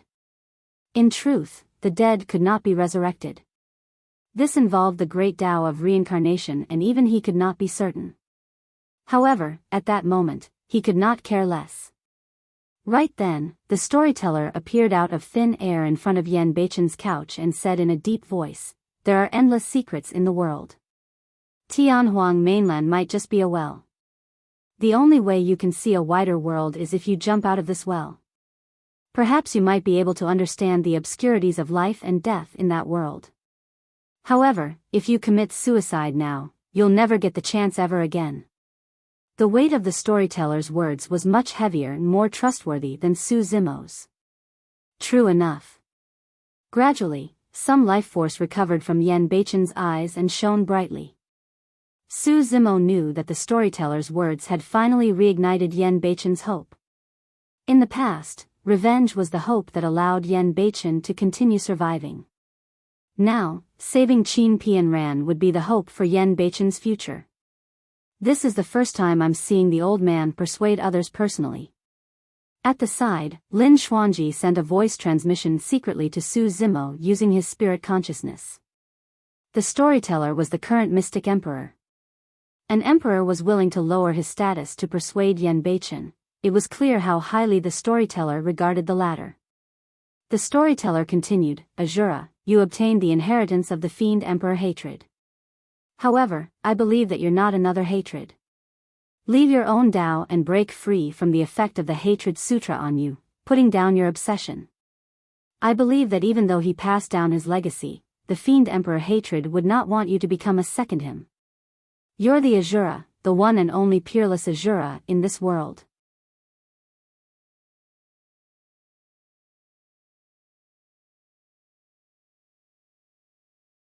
Chapter 1477, Entering Kunlun. Chapter 1477, Entering Kunlun.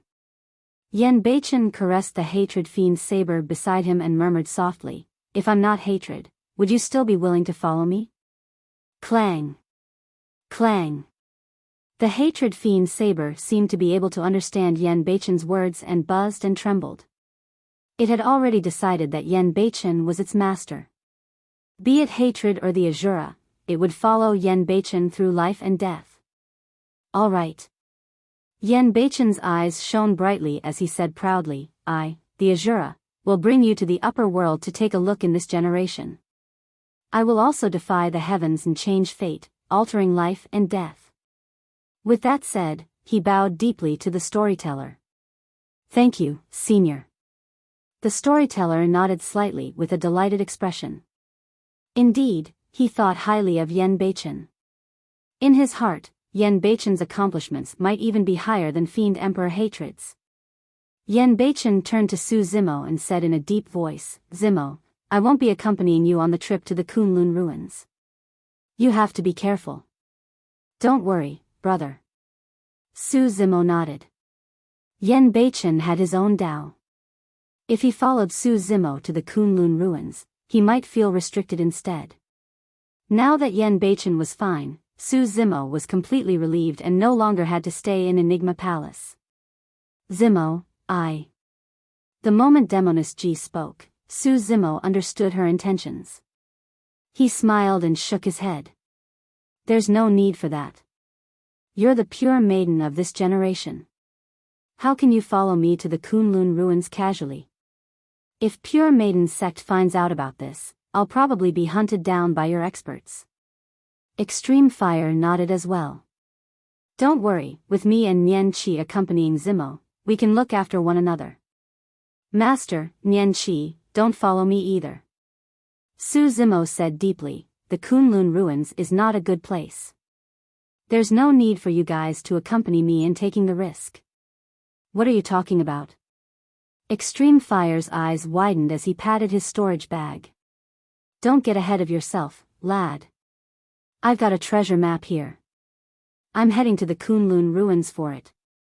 Young master, I'm already here. You can't chase me away. Nian Qi pursed her lips and smiled. Su Zimo did not say anything more. The three of them exchanged glances and smiled. There was no longer a need for words. Since he had already decided to leave, Su Zimo did not delay any longer. He bid farewell to Shi Jian and the others one after another and prepared to move. The storyteller said, "You still have the killing badge of the Blood Vine race on you. If you leave Enigma Palace, the Blood Vine race will definitely see it. I'll tear through space and lead you guys there directly." As he said that, the storyteller swiped his palm across the void before him. As though it was cut by a sharp blade, a gigantic crack appeared in the void. It was dark and deep within, wind gusted. With a flick of his sleeves, the storyteller swept Su Zimo, Extreme Fire and Nian Qi up and leaped into the crack. "Old man, bring me along. I'll take a look as well." Just as the crack was about to close, Lin Xuanji shouted and tugged at the old storyteller's sleeves, jumping in as well. The world spun. It was a similar sensation as using a major transference talisman. Everything before them was completely dark and even breathing was difficult. In just a few breaths' time, Su Zimo and the rest felt their bodies lighten and their eyes lit up. They were finally seeing light once more. Although they were on the ground, everyone felt a heavy and repressing feeling in their hearts. Everyone looked over instinctively and could not help but freeze on the spot in shock. In front of everyone were mountain ranges that rose and fell continuously. Some of the mountain ranges were sliced into two as though they had suffered a violent collision. Some of the mountain ranges were mostly destroyed. The vast plains of the mountain ranges were strewn with corpses and bones. It was a shocking sight. Some of the corpses were not rotten and retained their original forms. Their bodies were long and more than 10,000 feet long, looking like coiled divine dragons. It was a dragon skeleton. A divine dragon that was more than 10,000 feet long meant that this was a true ancestor realm divine dragon. At the edge of the Kunlun ruins, everyone caught sight of the corpse of an ancestor realm divine dragon. It was truly hard to imagine how tragic the primordial war was back then. Everyone looked around. There were not only corpses of the dragon race among the bones, there were also corpses of other primordial races as well as countless unknown living beings that filled the entire mountain ranges. This scene was way too shocking. The aura emitted by the ruins was way too repressing and sinister. If one's Dao heart was not steady, they could break down mentally in such an environment. Extreme Fire looked at the scene before him and sighed gently, as though he recalled something. Back then, more than 10 of us came to explore this treasure trove. To think that I was the only one who survived. One of them had his Dao heart broken not long after he entered the Kunlun ruins. After a brief pause, he sighed once more. Actually, I would have died long ago as well if I hadn't met Zimo. Everything that I've experienced over the years is truly tragic in retrospect. The storyteller looked at the ruins and remained silent for a long time before saying slowly, "Zimo, cultivate well in the Kunlun ruins. You don't have to worry about Tianhuang mainland. I'll do my best to deal with the primordial races and buy time for you." Su Zimo nodded. He did not know if he would survive this trip to the Kunlun ruins and his future was uncertain. Even he did not know if he could return alive and when he could return to Tianhuang mainland once more. "Senior, take care as well." Su Zimo bowed deeply to the storyteller. "Brother Su, I'll wait for you to return." Even the cynical Lin Xuanji felt a sense of reluctance at the imminent departure. Su Zimo waved his hand and entered the Kunlun ruins with Extreme Fire and Nian Qi. The three of them walked extremely slowly and surveyed their surroundings with their spirit consciousnesses tensely, afraid that something might happen. The storyteller watched the three of them from outside the Kunlun ruins the entire time and only snapped out of his stupor after their figures vanished. "Old man, why have you suddenly become so emotional?" Lin Xuanji asked with a frown. He knew the storyteller too well. He could sense the pessimism in the storyteller's heart. Given Brother Su's talent, with the Dragon Phoenix true body and Green Lotus true body, the primordial races won't be his match if he grows further. Lin Xuanji was optimistic on the other hand. The storyteller shook his head gently. "I'm afraid there's not much time left. If we wait another 10,000 years, I believe that Desolate Marshal will definitely be able to reach the peak and become an existence comparable to the human emperor. However, the conflicts between the primordial races and the cultivation world are increasing and their movements are becoming more frequent. The final battle is about to arrive." Lin Xuanji's heart skipped a beat as he asked, "Old man, how long more do you think that will be based on your divination?" "No more than 100 years at most." The storyteller's voice was heavy. 100 years. Lin Xuanji finally understood why the storyteller was so pessimistic. 100 years was way too short. For cultivators, 100 years was a fleeting duration. It was already not bad if Su Zimo could advance a single minor realm, let alone advance to the Mahayana realm. On the other hand, even if Desolate Marshal was at the Mahayana realm, how could he fight against the experts and emperors of the primordial races? The storyteller murmured softly, "We'll do our best and leave it up to fate."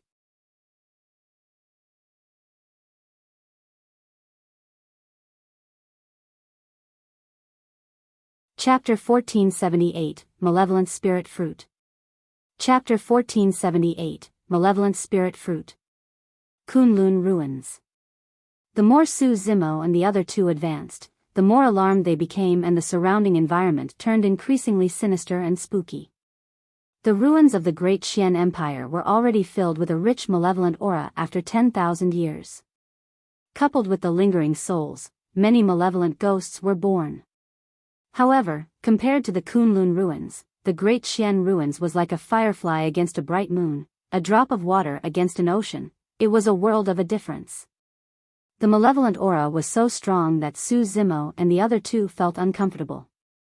It was not surprising for any vengeful ghost to be born from such a rich malevolent chi throughout history. The blood chi of Su Zimo and the other two was strong and their dermic powers rumbled furiously. Most ghosts and fiends knew that they were strong and did not dare to approach them. However, as they ventured deeper into the Kunlun ruins, a phantom would flash before their eyes from time to time. The blood chi in their bodies was also a great tonic for them. Suddenly, the malevolent aura in front of them surged and swiftly formed a black fog that floated towards the three of them. It wanted to devour them completely. Humph! Extreme fire harumphed coldly. How dare a mere ghost try and come out to harm others in broad daylight? Before his sentence was finished, he conjured a dermic art and tapped forward. A scarlet flame burst forth and entered the swiveling malevolent black fog instantly. The power of thunder and fire was a strong counter to such sinister objects. Furthermore, extreme fire's flare was created from the scarlet flame Heart Sutra and most conjoint body mighty figures could not withstand it. However, the flare merely caused the black fog to pause for a brief moment without causing any ripples. The black fog continued surging towards the three of them. Hee hee hee. A shuddering laughter sounded from the black fog. There's no daylight in these ruins. It's always dark here. Swoosh. Right after the voice sounded, an incomparably gigantic skull suddenly appeared from the black fog. The holes in its eyes shone with a bloodthirsty glint as it opened its mouth and devoured the three of them. You must have a death wish. The dermic art in Extreme Fire's hands changed once more and three balls of flames appeared, condensing into Samadhi Dao fire that shot over. The power of the Samadhi Dao fire was more than twice that of the previous flames.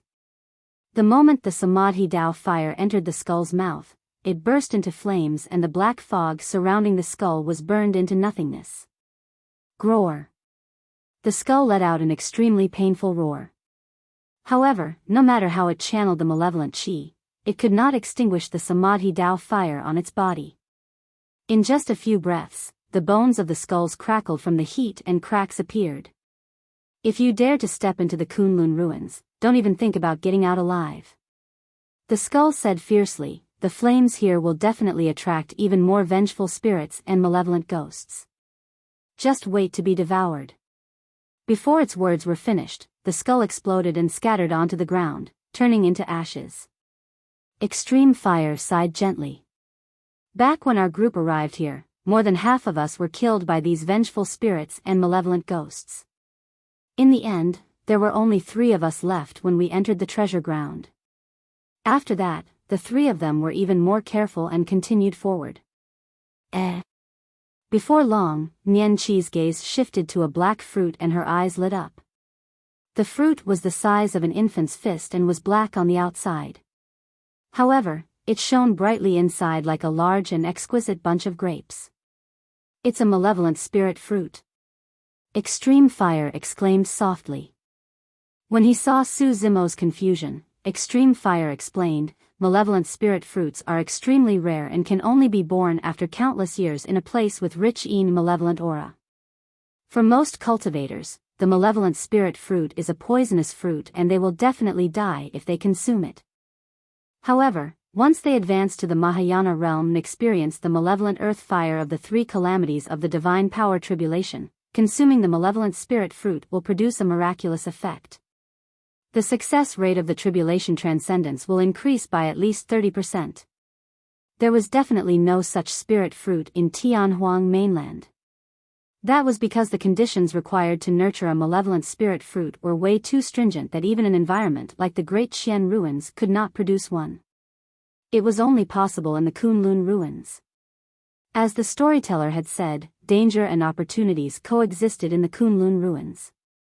Su Zimo did not say anything and merely frowned slightly, looking at the bottom of the malevolent spirit fruit in deep thought. Nian Chi had already walked forward, prepared to pluck the malevolent spirit fruit. Don't move. Watch out. Right then, 2 voices sounded at almost the same time. The first warning came from Su Zimo. The second was an unfamiliar voice. Right then, something weird happened. The ground beneath Nian Chi's feet suddenly cracked and a pair of extremely sharp cold lights flashed, slashing towards her. When Nian Chi heard Su Zimo's warning, she was long prepared as she leaped up and looked down. Bang! Boom! Boom! From the crack on the ground, a gigantic scarlet-back centipede that was dozens of feet long slithered out and chomped down on Nian Chi, who was in midair. The cultivation of that scarlet-back centipede was at the perfected conjoint body realm. Even among the 8 demon regions, it was a ferocious beast with terrifying combat strength. Although Nian Chi had just advanced to the conjoint body realm, half of her bloodline came from the god race. With a tender shout, she channeled her bloodline and dermic powers as a blinding sword that shone brightly appeared in her palm. Slash! Gripping her sword with both hands, Nian Chi slashed down fiercely at the scarlet-back centipede beneath. Clang! Although the gigantic sword stood on the scarlet-back centipede, it could not slash its way in and sparks flew instead. Scarlet-back centipedes loved corrosion. This particular one had cultivated countless years in this ruin and by now, its shell was invulnerable against weapons, fire and water. Humph! Nian Chi did not panic and dispersed her sword, channeling her bloodline phenomenon right away. An ancient and majestic pyramid appeared in midair with countless living beings prostrating beneath it. Boom! The pyramid crushed down fiercely towards the scarlet-back centipede. The scarlet-back centipede lamented. Although its body was not afraid of sharpness, the pyramid carried an extremely terrifying might and crushed it into 2 with a ton of weight. Black blood splattered everywhere. The black blood in the scarlet-back centipede's body contained poison that could kill a conjoint body mighty figure with ease. The scarlet-back centipede opened its mouth and spat out a black poison mist. Thereafter, it swayed its upper half of its body and wanted to burrow into the ground to escape. Nian Qi possessed the bloodline of the god race, and the poisonous blood could not close into her body against the surge of her blood qi. Swoosh! Her figure fell and she charged down instantly. Grabbing one of the scarlet-back centipede's legs with her bare hands, she yanked it out of the crack in the ground. Among the primordial 9 races, the god race's physique and bloodline were at the peak and were on par with the dragon race. Although the scarlet-back centipede was massive, it could not compare to Nian Qi in terms of strength. After pulling the scarlet-back centipede out, Nian Qi smashed it onto the ground violently. The pyramid descended once more and crushed the scarlet-back centipede into a meat sludge. That counterattack was extremely sharp and displayed Nian Qi's immense capabilities and combat strength. Even Su Zimo nodded to himself when he saw that.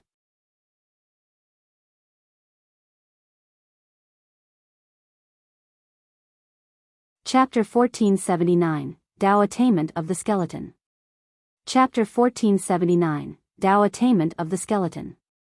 Apart from countless malevolent ghosts, there were also some terrifying living beings in the Kunlun ruins. After killing the scarlet-back centipede, Nian Qi descended and looked in another direction. On the other side stood a white-robed man at the conjoint body realm. He was handsome and had sparkling eyes. Standing not far away, his clothes fluttered and he looked elegant. At that time, when she wanted to pluck the malevolent spirit fruit, 2 voices reminded her. One of them was Su Zimo and the other was this white-robed man. My gratitude, fellow Daoist. Nian Qi cupped her fists towards that person and expressed her thanks. No problem. The white-robed man smiled gently. Pardon me for being bold. By the looks of it, you guys must have just arrived at the Kunlun ruins, right? Yes. Nian Qi nodded. There was no need to hide this matter. Su Zimo and Extreme Fire did not speak and merely sized up the white-robed man.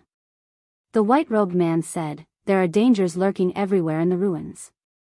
There must be powerful ferocious beasts guarding a treasure like the malevolent spirit fruit. There are also some ferocious beasts that guard the vicinity of certain universal treasures to wait for other living beings to fall into their traps. At that point, the white-robed man's eyes dimmed and his tone turned grim. There were initially 7 of us, but we fell into a trap of a powerful ferocious beast.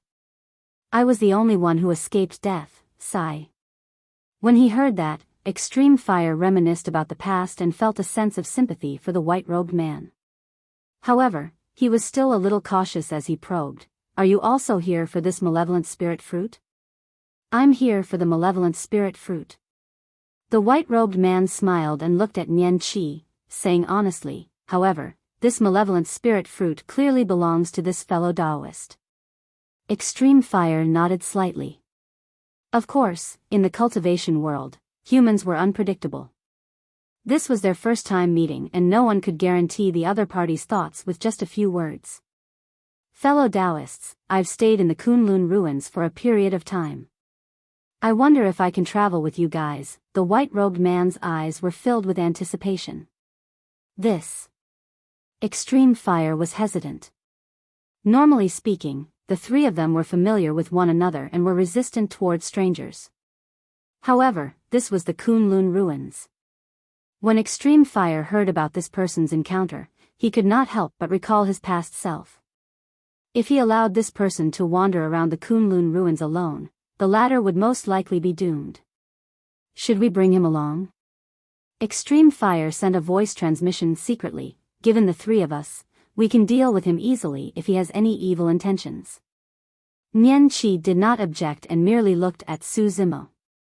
In her heart, Su Zimo would be the one to decide for such matters. Ever since the white-robed man appeared, Su Zimo had not said anything. Suddenly, he asked, how should I address you, fellow Daoist? I'm Spirit Scar.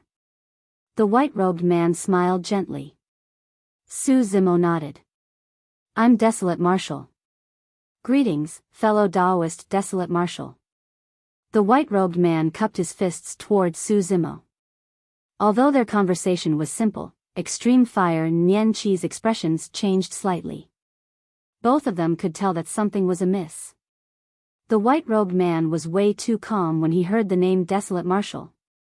Su Zimo's gaze was dark as he asked with a fake smile, "Seems like you've never heard of me, fellow Daoist?" The white-robed man smiled apologetically. "I'm an itinerant cultivator that cultivates in seclusion most of the time. I don't know much about the cultivation world and am inexperienced. I must be quite a joke to you, fellow Daoist." That explanation made sense. However, Extreme Fire and Nian Qi were already wary. Desolate Marshal established his Dao and imparted martial arts to all living beings, shocking the world. Even itinerant cultivators who were in seclusion all year round and were isolated from the world could not have not heard of Desolate Marshal's name. Su Zimo smiled as well and asked, "How long more are you going to pretend for?" The smile on the white-robed man's face did not fade and his expression turned odd. A sinister aura emanated from him as he rubbed his palms and laughed. "Impressive. In all these years, there have been many cultivators who entered the Kunlun ruins, but you're the first to see through my disguise." Both Extreme Fire and Nian Qi felt their scalps tingle. Even though the white-robed man was exposed by Su Zimo, the two of them could not make out what he was still. If they had truly allowed this person to travel with them, the consequences would have been unimaginable. Actually, even Su Zimo could not see through this person's true body. However, after the white-robed man appeared, Su Zimo's spirit perception warned him repeatedly, and that was why he tested the waters. "Let's see what you are." Su Zimo did not waste his breath on the white-robed man and flicked his finger. Qi. A blinding white sword Qi burst forth and arrived before the white-robed man instantly. The sharpness of the heaven-slaying sword Qi caused the white-robed man's expression to change slightly. Swash. The white-robed man swayed and disappeared before Su Zimo and the other two, shifting to the other side at an astonishing speed. Even Extreme Fire's gaze could not catch up to him. The white-robed man's figure reappeared with a gash on his cheek that was oozing with blood and a nauseating stench.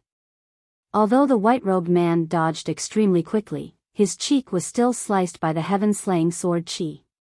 So, a skeleton attained the Dao and even managed to grow flesh and blood. Sneering coldly, Su Zimo strode forward and closed two fingers, waving and slashing towards the white-robed man. TSK. TSK. TSK. More than 10 heaven-slaying sword Qi burst forth and tore in different directions towards the white-robed man. Ah! Sensing danger, the white-robed man suddenly shrieked. The flesh on his body suddenly dissipated, turning into streams of thick malevolent Qi that condensed into malevolent spears that charged towards the heaven-slaying sword Qi. The white-robed man was left with nothing but a skeleton as he stood on the spot. The skeleton was evidently strange, as though it was pieced together from various bones. There were dragon bones, golden crow bones, and even bones of the god race. The skeleton first used the corpses in the Kunlun ruins to piece together a body of bones. After obtaining the Dao, it used malevolent Qi to condense the flesh. If the skeleton were to continue cultivating, it would be no different from a true cultivator. Clang! Clang! Clang! The malevolent spears released by the skeleton collided with the heaven-slaying sword Qi and were not disadvantaged. An ear-piercing sound of collision could be heard. The skeleton already had the cultivation of a half-martial ancestor. Su Zimo's gaze intensified as he strode forward and conjured hand seals with both hands, chanting Sanskrit. Om. Ma. Ni. Pa. Mi. Hum. The moment the 6 words of Daming mantra were released, 6 Daming Dharmic seals descended at the same time. Dharmic arts of the Buddhist monasteries were the most lethal for the skeleton. When the Great Vajra Wheel and Great Mount Meru seals descended, the skeleton shuddered and its bones creaked as though they were about to fall apart. Su Zimo sat down and clasped his palms together. He lowered his head like an accomplished monk and recited a series of incantations with a dignified expression. The Great Light Mantra. The Auditory Release Mantra. The Sensory Enigma Mantra. The 6 Paths Diamond Mantra. All of those incantations were used to free the dead and purify their grievances. A ball of Ian's spirit struggled endlessly from the glabella of the skeleton. However, it gradually could not withstand the consecutive incantations and was eventually extinguished. Swoosh! The skeleton scattered to the ground, returning to dust.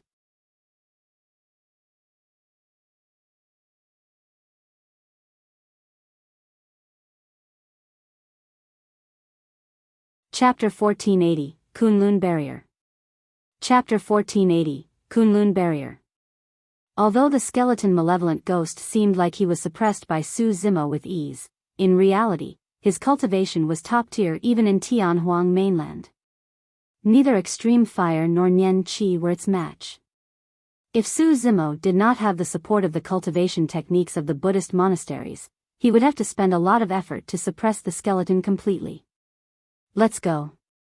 Be careful, Su Zimo said, and the three of them continued forward. The three of them walked through the Kunlun ruins for an entire day and encountered countless battles along the way. Thankfully, they got out unharmed. The existences in the Kunlun ruins did not care what sort of paragons or monster incarnates they were. They did not know Desolate Marshal at all. In their eyes, Su Zimo and the other two were nothing but fresh meat that could be consumed and be of great help to their cultivation. Even with Su Zimo's immense stamina, he was tired after battling for an entire day. Extreme Fire and Nian Qi were even more exhausted and their faces turned pale. Where are we now? Su Zimo had just killed a pure-blooded ferocious beast when he stopped in his tracks and asked. Extreme Fire panted slightly. We're still at the outer perimeter of the Kunlun ruins. The Kunlun ruins was way too huge. The three of them had walked for an entire day and were still lingering around the outer perimeter. Look over there. Extreme Fire pointed to the purple gold light in the distance and said in a deep voice, that's the Kunlun barrier. You only truly get to the core of the Kunlun ruins after entering that barrier. However, with the existence of the Kunlun barrier, cultivators outside can't enter at all. Over the years, some cultivators who enter the Kunlun ruins to search for opportunities have merely loitered around the outer perimeter. Su Zimo gazed at the aurora-like light in the distance thoughtfully. Let's go take a look, he said, and led the way with Extreme Fire and Nian Qi right behind. Both of them consumed elixirs while recovering their blood qi and stamina. The Kunlun barrier did not seem like it was far. However, Su Zimo and the other two walked for another 3 days before they truly arrived at the foot of the Kunlun barrier.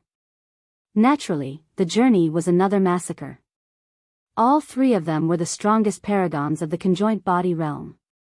Given Su Zimo's current cultivation, the living beings and malevolent ghosts at the outer perimeter of the Kunlun ruins were even less of a threat to him. Half-Martial ancestor Qingzhe of Enigma Palace had once said that Desolate Marshal's status was already established and no one could threaten him unless a Patriarch attacked. He was not exaggerating at all. Su Zimo looked at the Kunlun barrier before him. As long as he passed through this barrier, he would be able to come into contact with the true secrets of the Kunlun ruins and see another world and the legendary Kunlun race. The power of the barrier was extremely mysterious and cold. Extreme Fire led the way and attempted to cross the Kunlun barrier. The moment his body touched the barrier, it met with immense resistance. Although he pushed his bloodline to its limits, he could not cross it. After a moment of stalemate, Extreme Fire could only retreat. I still can't do it. Extreme Fire laughed bitterly. Back then, I tried it. To think that I still can't cross it after entering the conjoint body realm. Let me try too, Su Zimo said as he walked towards the Kunlun barrier. The moment he touched the barrier, he felt a tremendous resistance as well. Su Zimo channeled his bloodline slowly and the sound of a tsunami burst forth from his body. His green lotus true body exuded a divine light and his organs shone brightly. Against the obstruction of the barrier, the green lotus true body turned transparent and transformed into the shape of a creation green lotus. Under the gazes of Extreme Fire and Nian Qi, Su Zimo's figure gradually entered the Kunlun barrier and vanished. He managed to get in. Extreme Fire's eyes were widened in disbelief. Probably. Nian Qi nodded. The two of them waited silently, and not long after, Su Zimo's figure appeared once more and he walked back from the Kunlun barrier. How is it? Extreme Fire asked hurriedly. I crossed it. Su Zimo said in a deep voice, this Kunlun barrier is two-way. Not only can it prevent cultivators from entering, it's also impossible for living beings inside to come out. No wonder. Extreme Fire murmured softly, for so many years, there has never been a Kunlun race being in Tianhuang mainland because of this Kunlun barrier. Mahayana patriarchs could naturally pass through this barrier with their power. However, none of them dared to come for fear of triggering a divine power storm that might result in death. As for half-martial ancestor experts and conjoint body mighty figures, none of them could pass through the Kunlun barrier. The Kunlun barrier isolated the Kunlun ruins from Tianhuang mainland completely, forming two different worlds. There was a huge reason why the Kunlun ruins was so mysterious and nobody had been able to unveil it for so many years. Let me try too. After Su Zimo and Extreme Fire tried it, Nian Qi was eager as well and walked forward, heading towards the Kunlun barrier. However, the moment Nian Qi touched the Kunlun barrier, a change happened. A blinding light burst forth from the Kunlun barrier. As though a gigantic rock was tossed into the middle of a lake, massive waves were created on the calm barrier. An extremely terrifying power burst forth from the Kunlun barrier and smashed towards Nian Qi. That power was so terrifying that even Su Zimo's expression changed slightly. Boom! Caught off guard, Nian Qi was struck in the chest by the power of the Kunlun barrier and the bones in her chest shattered instantly. The bloodline of the god race was extremely strong. However, Nian Qi's body was almost torn apart by the impact of the Kunlun barrier. Everything had happened too quickly. Even Su Zimo was unprepared and could not react in time.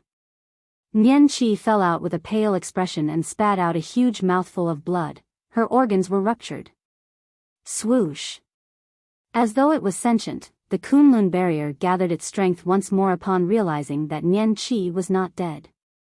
A gigantic, menacing claw appeared in midair and grabbed towards Nian Qi. Frowning slightly, Su Zimo's figure flashed and he grabbed Nian Qi. Turning into a golden streak of light, he retreated rapidly and fled far from the Kunlun barrier. As the distance between them increased, the menacing claw could not hold on any longer and dissipated gradually. The Kunlun barrier returned to normal once more, as though everything that happened earlier was an illusion. How could this be?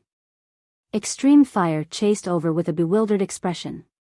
Both Su Zimo and he merely encountered resistance when they tried to cross the Kunlun barrier.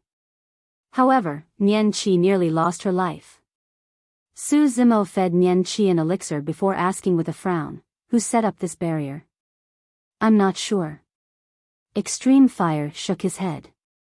Even Enigma Palace might not know the origin of that Kunlun barrier, let alone him.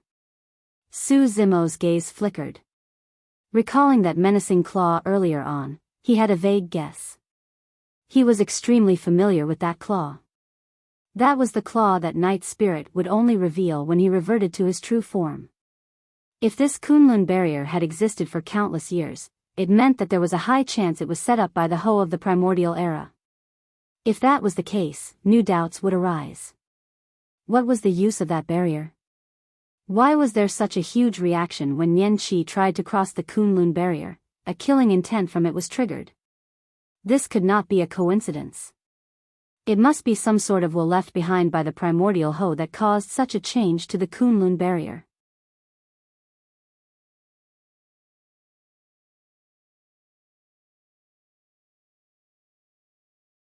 Chapter 1481, Secret Ground. Chapter 1481, Secret Ground. What should we do now? Extreme Fire asked. Su Zimo said deeply, this can't continue. We've got to find a safe and quiet place to cultivate for a few days in peace.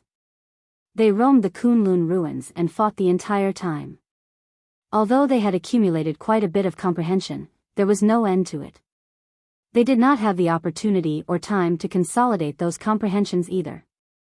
Furthermore, Nian Qi was severely injured right now and could not move much. Even with her god race bloodline and immense regeneration capabilities, it would take at least half a month of recuperation for her injuries to heal. I do know of a place where malevolent ghosts won't barge in. Extreme Fire said in a deep voice, the secret ground I entered 5,000 years ago. I obtained Night Spirit and the Illumination Sword formation from that secret ground. Alright, let's head there and recuperate for a period of time. Su Zimo made up his mind. Firstly, Nian Qi could recuperate in peace. Secondly, they had gained quite a bit of comprehension during the past few days of the battle. If they were to seize the opportunity to cultivate and settle down, their cultivation and combat strength would increase significantly.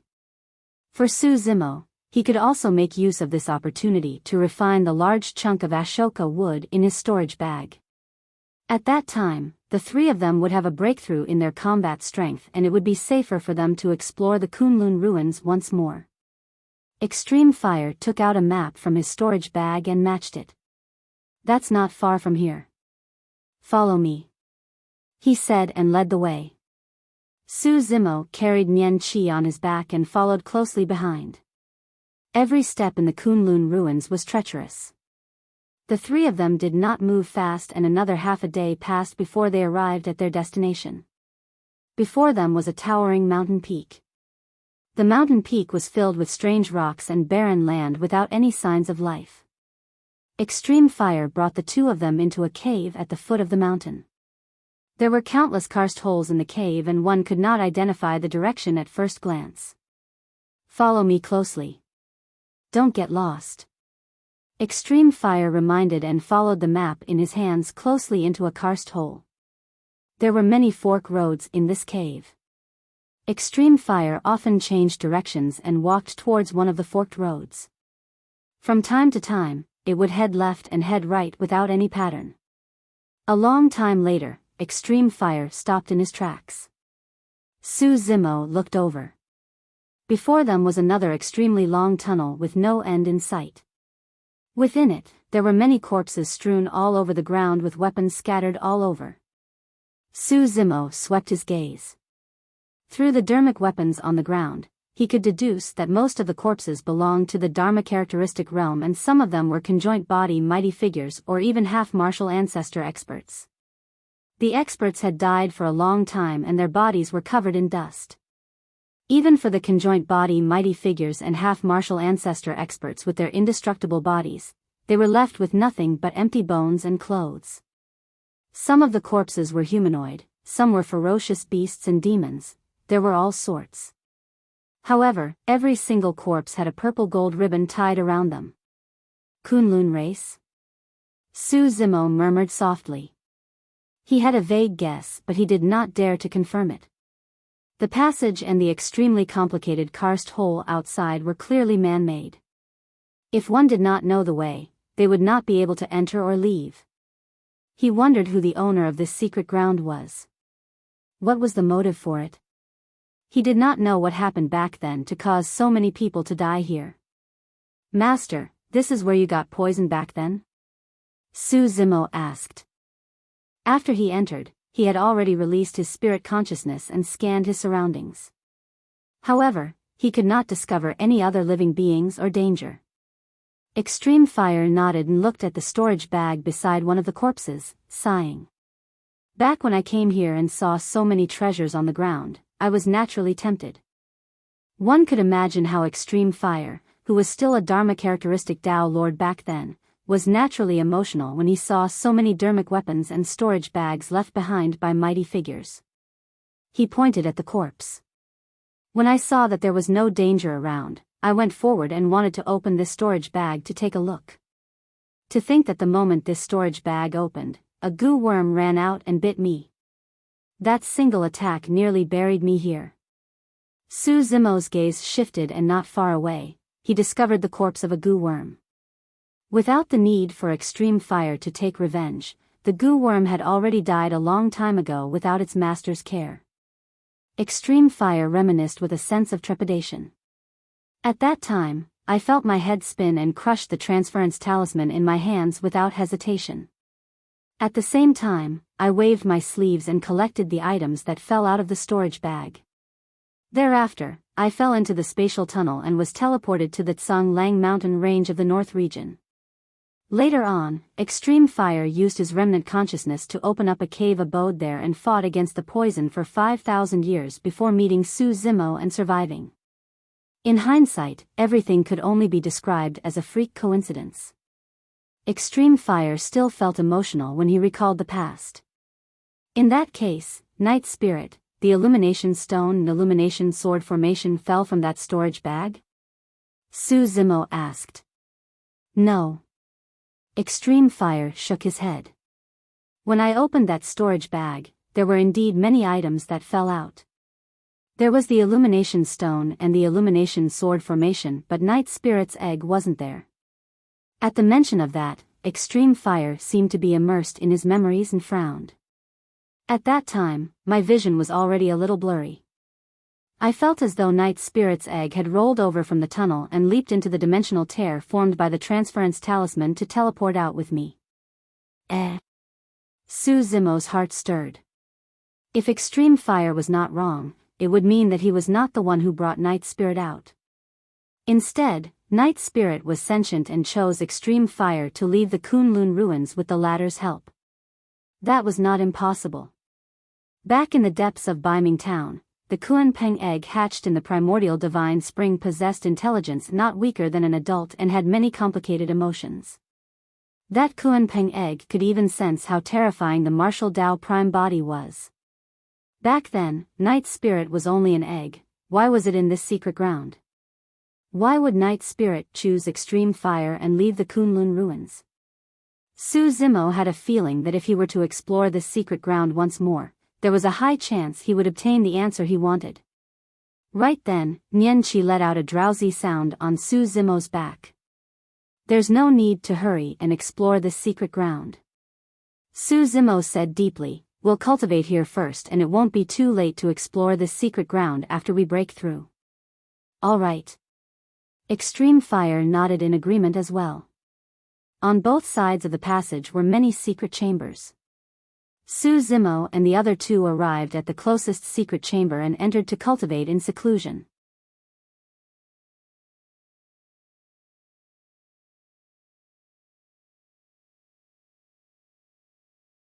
Chapter 1482, Rakshasa Yu. Chapter 1482, Rakshasa Yu. 1. Time was non-existent in the mountains and cultivation was endless. It had been 20 years since Su Zimo entered the Kunlun ruins. In the past 20 years, there had been many changes in Tianhuang mainland as well. Apart from the dragon, Kun and barbarian races, the movements of the primordial six races became increasingly frequent as more of them appeared on Tianhuang mainland to expand their territories. For the past 20 years, countless small sects and factions had been annexed by the primordial six races. There were even more cultivators that died. Right now, the primordial six races were still restraining themselves and had not clashed head-on with the super sections. Although there were occasional conflicts, things were left unsettled. For the past 20 years, the primordial six races had not relaxed at all in their search for Su Zimo. However, no matter how they searched, they could not find Su Zimo. It was as though Su Zimo had vanished from Tianhuang mainland. Chaos Essence Sect. D. Fan sat in the cave abode with a row of disciples under his charge. They had just returned from the 4 regions, 3 oceans, and 1 continent of Tianhuang mainland and were travel-worn. There's still no news of Desolate Marshal? D. Fan asked with a frown. No. One of the disciples said in a deep voice, ever since Desolate Marshal appeared outside Enigma Palace, he seemed to have vanished without a trace.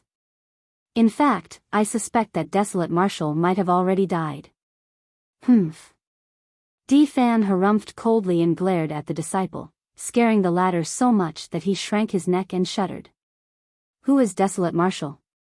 D. Fan said coldly, if he was someone who would die so easily, how could he have escaped twice from my hands? The other disciples reported news one after another as well, but none of them could spot any traces of Desolate Marshal. Master. A cultivator said in a deep voice, pardon me for being blunt. From the information obtained from the battle at Enigma Palace, Desolate Marshal's Green Lotus true body has transformed completely.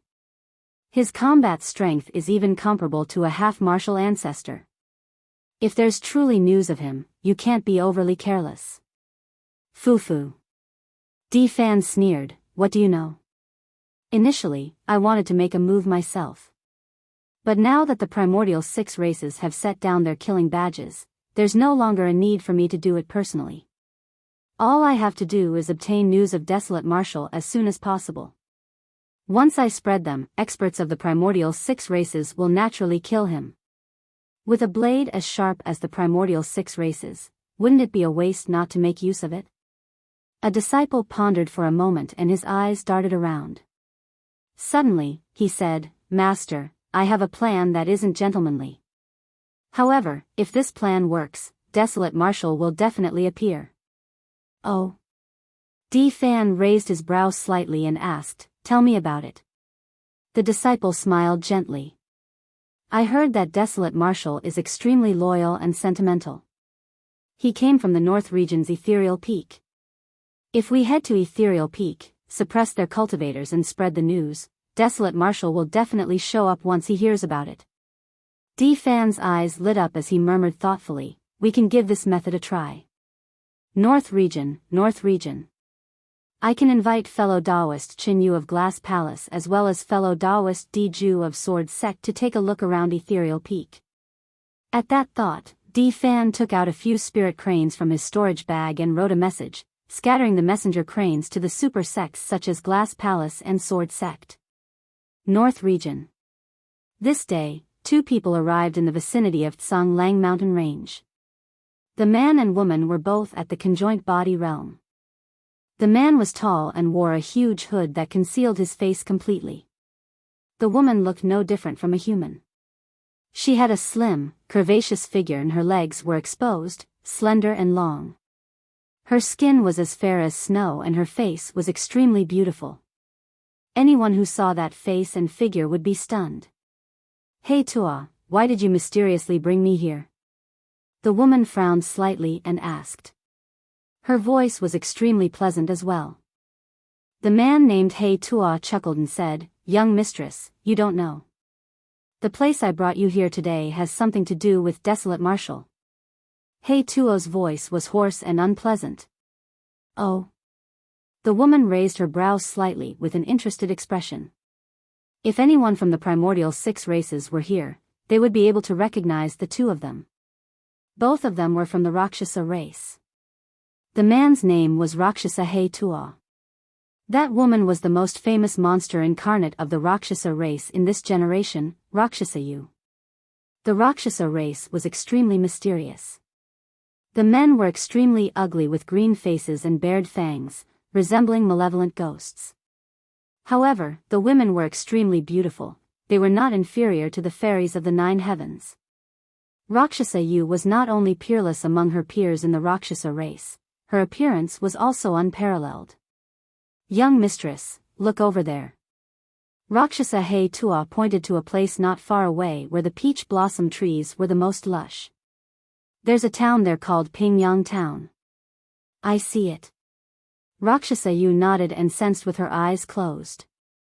There's nothing special about this town. It's just a group of humans with slightly longer lifespans. Oh, there's also a peach blossom tree that gained sentience and became a demon. However, that's nothing much as well. In the blink of an eye, Rakshasa Yu scanned Pingyang Town from head to toe. Young mistress, you don't understand. Rakshasa Hey Tua said smugly, I've already investigated. Pingyang Town was the place of Desolate Marshal's rise. I heard that this was the town where he obtained the Dao and appeared out of thin air. So? Rakshasa Yu was indifferent. Desolate Marshal's old friends of the past have already passed away. What has Pingyang Town got to do with him?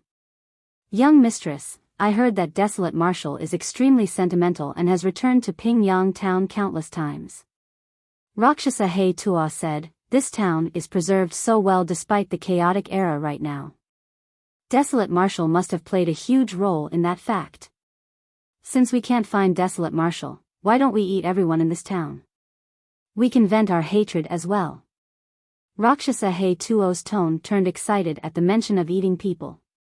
Beneath the dark hood, a grisly red tongue stuck out and licked its lips.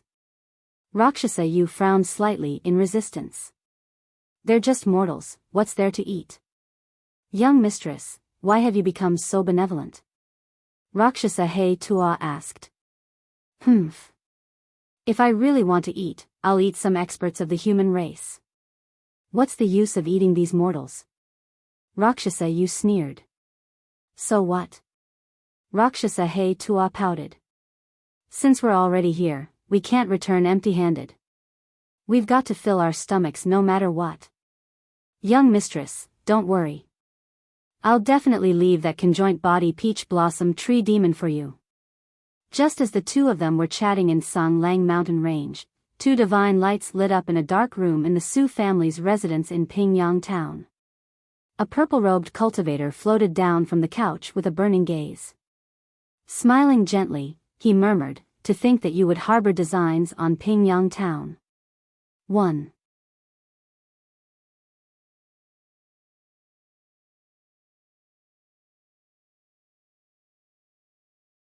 Chapter 1483, Who Were You Calling an Ant? Chapter 1483, Who Were You Calling an Ant? Su residence. The door to the room opened. A tender and naive boy walked in. When he saw the martial Dao prime body, he pouted his lips slightly. "Young master, two people have arrived over there. The aura they exude is extremely annoying."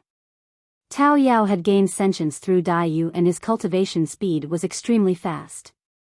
Right now, he was already at the conjoint body realm. The cultivation of the martial Dao prime body was at the perfected Dharma characteristic realm. 1. That cultivation speed was already rather terrifying. 20 years ago, when he headed to the south region, he had only just entered the Dharma characteristic realm. "Young master, continue cultivating. I'll chase those two away." Tao Yao raised his fist. "Come back." The martial Dao prime body shook his head gently. "You're not their match." "Ah." Tao Yao was slightly stunned. Actually, Tao Yao was extremely strong. Back when he was at the Dharma characteristic realm, he could even suppress Monkey, the spirit tiger and the others. However, Tao Yao had a pure heart. Up till this point of his cultivation, he had never killed or injured any living being. He did not wish to kill either. That was Tao Yao's conviction. He did not like the fighting and killing of the cultivation world. What he yearned for the most was the peaceful life in Pingyang town. However, the two people who came today were definitely not kind souls. The Rakshasa race was the most violent and bloodthirsty. If it was just a spar, Tao Yao might be able to defeat the two of them. However, if it was a life and death battle, Tao Yao would definitely die. "Young master, what should we do then?" Tao Yao turned nervous. "No worries." The martial Dao prime body smiled gently. "I'll take care of it. Help me brew a pot of tea." "All right." Tao Yao agreed crisply and turned to prepare tea. The martial Dao prime body arrived in the courtyard and sat on a stone stool, waiting for the intruders to arrive. Pingyang town. Rakshasa Yu and Rakshasa Yu were extremely fast and arrived above Pingyang town before long. The two of them stood in the air and attracted countless gazes the moment they appeared. Pingyang town seemed to have gone silent instantly. However, in the blink of an eye, the pedestrians on the streets continued forward. The crowd was bustling with activity. The mortals that saw them merely looked surprised but did not have much of a reaction. The clamor and bustle of Pingyang town returned before long. Rakshasa Yu's expression darkened. That feeling made him extremely displeased. As a Rakshasa of the primordial races, even human cultivators were nothing but food for him. In their expedition this time round, they encountered many cultivators. All the cultivators were scared out of their wits by the two of them. However, the mortals before them dared to ignore them. Rakshasa Yu felt as though he had been severely humiliated. Humph. With a cold sneer, he suddenly removed his hood, revealing an extremely ugly and menacing face. He had a green face with bared fangs and his nose faced the skies like a malevolent ghost from hell. There were sharp nails on his fingers and toes. That was not all. Shing! Rakshasa Yu broke free of his black robes and revealed his complete form. A pair of pitch-black meat wings grew from his back with sharp spikes that shone coldly. He flapped his massive meat wings and emanated a sinister and bloody killing intent. As he surveyed the many mortals of Pingyang town, he stuck out his grisly red tongue and smacked his lips. Ah! True enough. A commotion broke out in the crowd. Many women exclaimed in shock when they saw such a monster. Some of them even fled home and closed their doors. Some of the children were even bawling in fear. In a courtyard, a child around 5 or 6 years old threw himself into the arms of an old man who was sitting on a bench and basking in the sun, not daring to look up. When Rakshasa Yu saw that, he felt slightly better and his eyes shone with excitement. His favorite thing was to see those ants panic, fear and shout in front of him. Child, don't be afraid. The old man was extremely calm and smiled as he patted the child on the back, comforting the latter. These are just some reckless little monsters. It's nothing much. What? Rakshasa Yu was stunned for a moment. Up till this point of his cultivation, this was the first time he had heard someone describe the Rakshasa race as little monsters. Furthermore, to his surprise, even after he revealed his true form, Pingyang town was not in a complete mess. After a slight commotion, everything gradually returned to normal. Nobody cared about him at all. Actually, Pingyang town had experienced countless storms over the years. However, it was always safe and sound under the protection of Tao Yao and the martial Dao Prime Body. It was especially so for the older generation of Pingyang town. They were no longer surprised by such things. In their hearts, these fiend demons could not cause any trouble in Pingyang town with second young Master Su around. Ants like you don't know what's good for you. Rakshasa Yu glared at the old man in the courtyard with widened eyes and opened his mouth, wanting to devour both of them. Suddenly. At the side, Rakshasa Yu frowned and said, "Something's not right." "What's wrong?" Rakshasa Yu asked instinctively. Rakshasa Yu pointed to an unassuming courtyard in Pingyang town and said sternly, "There's a person in there. It's a Dharma characteristic Dao Lord." Rakshasa Yu swept his gaze across. In the courtyard, a purple-robed cultivator sat facing them and sipped tea leisurely with an indifferent expression. Behind the purple-robed cultivator stood a pink and tender boy who looked very obedient. It was the peach blossom tree demon they had discovered. That person looks familiar. Rakshasa Yu looked at the side profile of the purple-robed cultivator but could not remember where she saw him from. He's only at the Dharma characteristic realm. What's wrong? Rakshasa Yu frowned. Young mistress, aren't you making a fuss out of nothing? Rakshasa Yu continued frowning. However, when my spirit consciousness searched Pingyang town earlier on, I did not discover that person's existence. In other words, that person can hide from my spirit consciousness detection. Haha. Rakshasa Yu roared in laughter. Young mistress, you're thinking too much. It's just a Dharma characteristic Dao Lord. Even if Desolate Marshal is here, so what? Young mistress, watch me attack and suppress that ant. In a flash, Rakshasa Yu arrived in the skies above the residence right away. Rakshasa Yu was puzzled and followed closely behind. Right then, the purple-robed cultivator in the courtyard turned around and looked at Rakshasa Yu in midair, asking indifferently, "Who were you calling an ant?" "You." Rakshasa Yu's pupils constricted when she caught sight of the purple-robed cultivator's face. That person's face was identical to the drawing of the person she had seen in the Rakshasa race. However, the person in the drawing had green robes and black hair. As for this person, He wore purple robes and exuded an indescribable might and weight. Even she felt shudders. Desolate marshal? Rakshasa Yu exclaimed with disbelief in her beautiful eyes. You're tuning into the Biyao's Wuxia Chronicles YouTube channel. Don't forget to subscribe and join us on this journey to catch the most captivating stories.